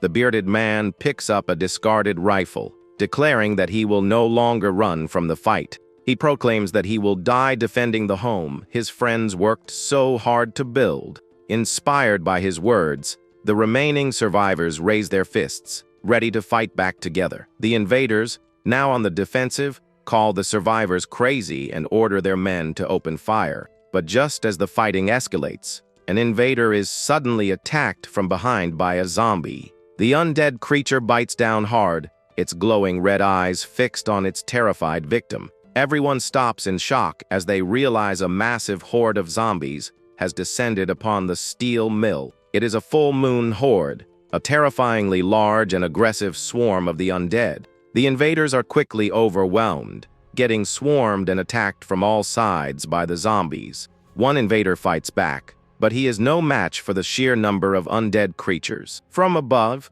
the entire compound is seen being overrun as the invaders try to fend off the massive horde. The bearded man bravely stands his ground, telling the others to run while he holds off the horde. He fights valiantly, but is quickly overwhelmed by the sheer number of attacking zombies. A zombie bites down on his rifle, and he struggles to push it back, his face filled with terror. Just as he is about to be overpowered, a figure leaps through the air against the full moon. The cat-eared girl arrives in a blur of motion, delivering a powerful kick to a nearby zombie. She follows up with another swift kick, sending the undead creature flying with incredible force. At that moment, the group's modified bus comes crashing through the chaos. The massive vehicle plows through the horde, clearing a path through the undead. Inside, the hero looks out the window in shock, wondering why there are so many zombies. The surviving members of the base see him and call out his name with immense relief. Elsewhere, the villain loses his patience with the traitor and orders him to kneel. Gu Cheng protests, reminding the villain that he was the one who brought them in and has an ability seed. The villain responds by delivering a brutal kick, sending the traitor to his knees. Gu Cheng cries out in pain from the powerful and humiliating blow. The villain mocks him, saying an unawakened ability seed is useless, and that the cook was right about him. He calls the traitor a parasite who lived off his sister's strength, and the words clearly strike a nerve. The villain then steps on his head, telling him that if he wants to be on his team, he needs to know who is in charge. The traitor despairs, realizing that he is still just a subordinate after all his betrayal. As he kneels in defeat, a strange mark on his neck begins to glow faintly. Suddenly, the invaders start shouting in alarm as the zombie horde finally breaks through their lines. The invaders are completely swarmed by the zombie horde, unable to fight back against the overwhelming numbers. The blue-haired leader watches in horror as his forces are torn apart by the undead. He furiously questions his subordinates, who admit their flimsy wooden barricades were no match for the zombies. The villain roars in anger, berating them for underestimating the strength of the full moon horde. He orders them to bring out the explosives, hoping to blast their way through the sea of zombies. Suddenly, his men cry out in shock, their attention drawn to something behind their leader. The villain turns, his eyes widening in disbelief at what he sees. A sharp, red energy blade pierces through his chest, and he stammers in confusion. The blade is retracted, and he is thrown forward by the force of the blow. He collapses to the ground, coughing violently as he struggles to comprehend the sudden attack. Standing behind him is Yin Hong, her fingers now long, sharp claws glowing with red energy. The betrayed leader looks up at her in shock, unable to understand why she has turned on him. She mockingly reminds him of his own words, saying there can only be one boss in this place. Weakened and enraged, he can only curse at her for her treachery.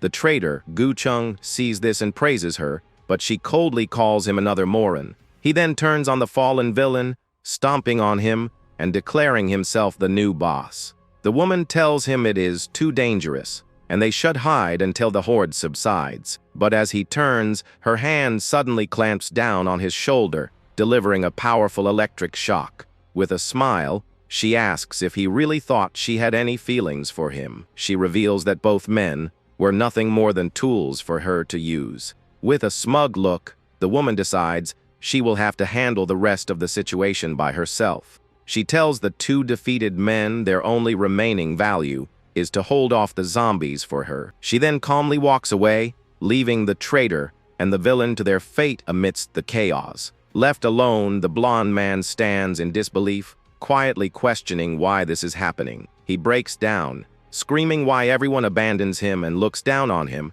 wondering what his sister had that he did not.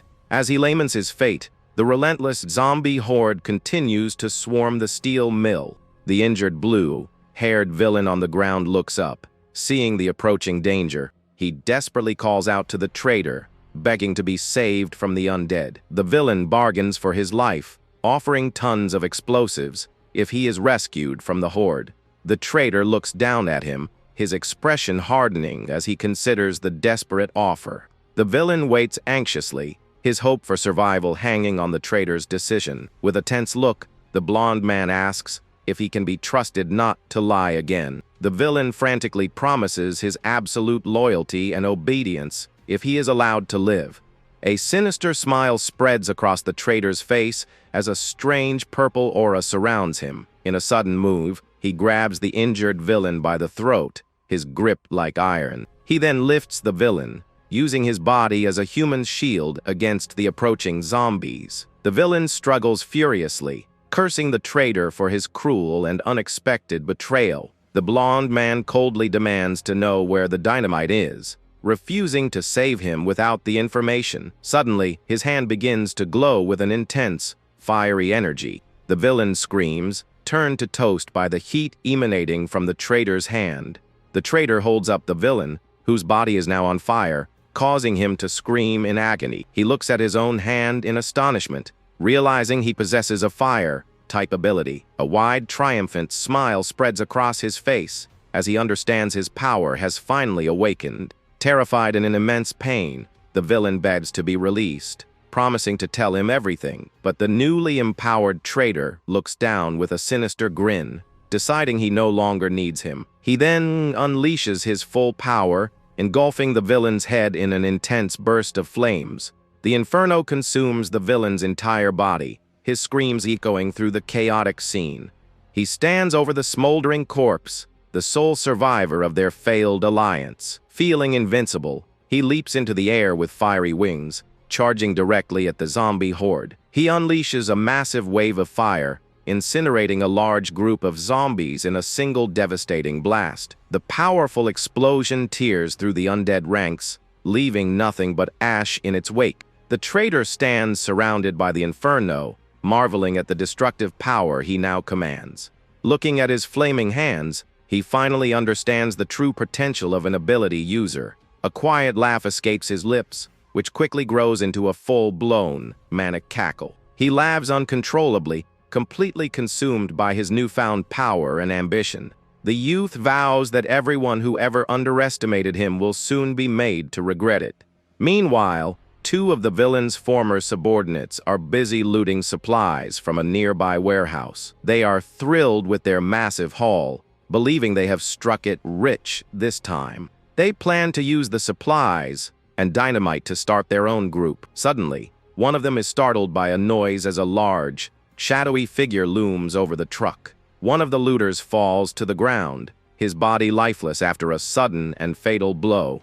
His companion looks up in terror, recognizing the attacker as their former boss. The newly empowered youth stands on a rooftop, looking down at the bodies of those who defied him. He declares himself the new leader, warning that disobedience will be met with death under the blood. Red Moon. The looters, hidden in the warehouse, look out in fear, recognizing the powerful figure. On the other side of the compound, the hero is desperately trying to get the survivors onto the bus. People rush past him in a panic, crying out for help as the zombie horde closes in. The undead claw at the bus, trying to break through and get to the people inside. Two powerful blasts of blue energy send a pair of zombies flying, creating a brief opening. The energy projectiles neutralize the zombies, but more are quickly taking their place.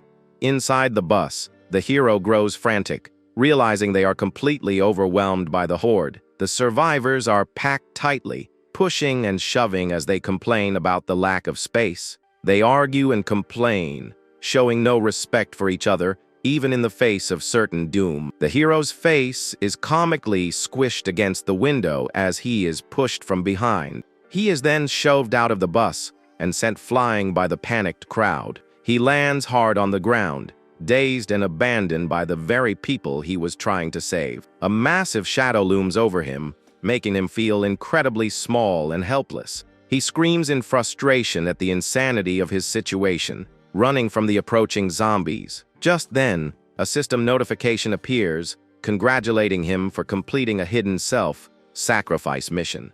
He is overjoyed to see a new weapon has been unlocked and eagerly chooses to use it immediately. He confirms his choice, eagerly shouting for the new weapon to be used right away. A ball of bright blue energy materializes in his hands, pulsing with power. But to his utter shock, the energy solidifies into a large, ordinary-looking woke. He stares at the woke in disbelief, angrily questioning if the system is joking with him. As a zombie lunges at him, he can only curse his bad luck, armed with a mere cooking utensil. Deciding he has no other choice, the young man steels his resolve for a fight. He raises the woke, preparing to face the oncoming zombie head-on with his new weapon. With a powerful swing, he brings the woke down, but it suddenly grows to a massive size. The gigantic woke slams down on the zombies, crushing them with its immense weight. He looks at the now enormous woke in amazement, realizing how incredibly light it still is. Determined to test its limits, he grips the handle and prepares for his next move. With a great heave, he begins to spin the massive wok, creating a powerful vortex. He spins faster and faster, generating a whirlwind that tears through the surrounding area.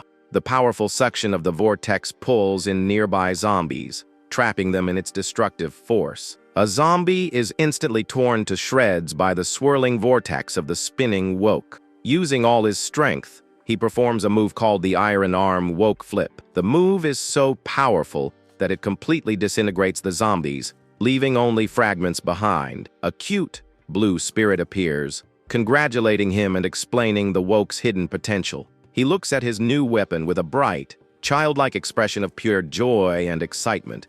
His cat-eared companion seems to be having too much fun. A new voice rings out, surprised that the hero and his companion were not buried alive in the tunnel collapse. The traitor Gyucheng appears, surrounded by a fiery aura, and condescendingly greets them as ants. The hero recognizes him instantly, confused by his sudden appearance and newfound power. He senses the strange energy emanating from the traitor and wonders what it could mean. The blonde man smirks, ready to show off the full extent of his awakened abilities. He mockingly calls the hero short-sighted, dismissing his powers as cheap and insignificant tricks. With a powerful roar, he unleashes his fire, summoning a magical-looking circle of flames. The hero quickly raises his woke, using it as a shield to block the incoming fiery attack.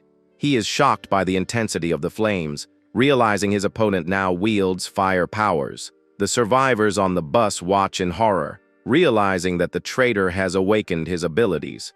They worry that the hero is now in grave danger, but another survivor reassures them.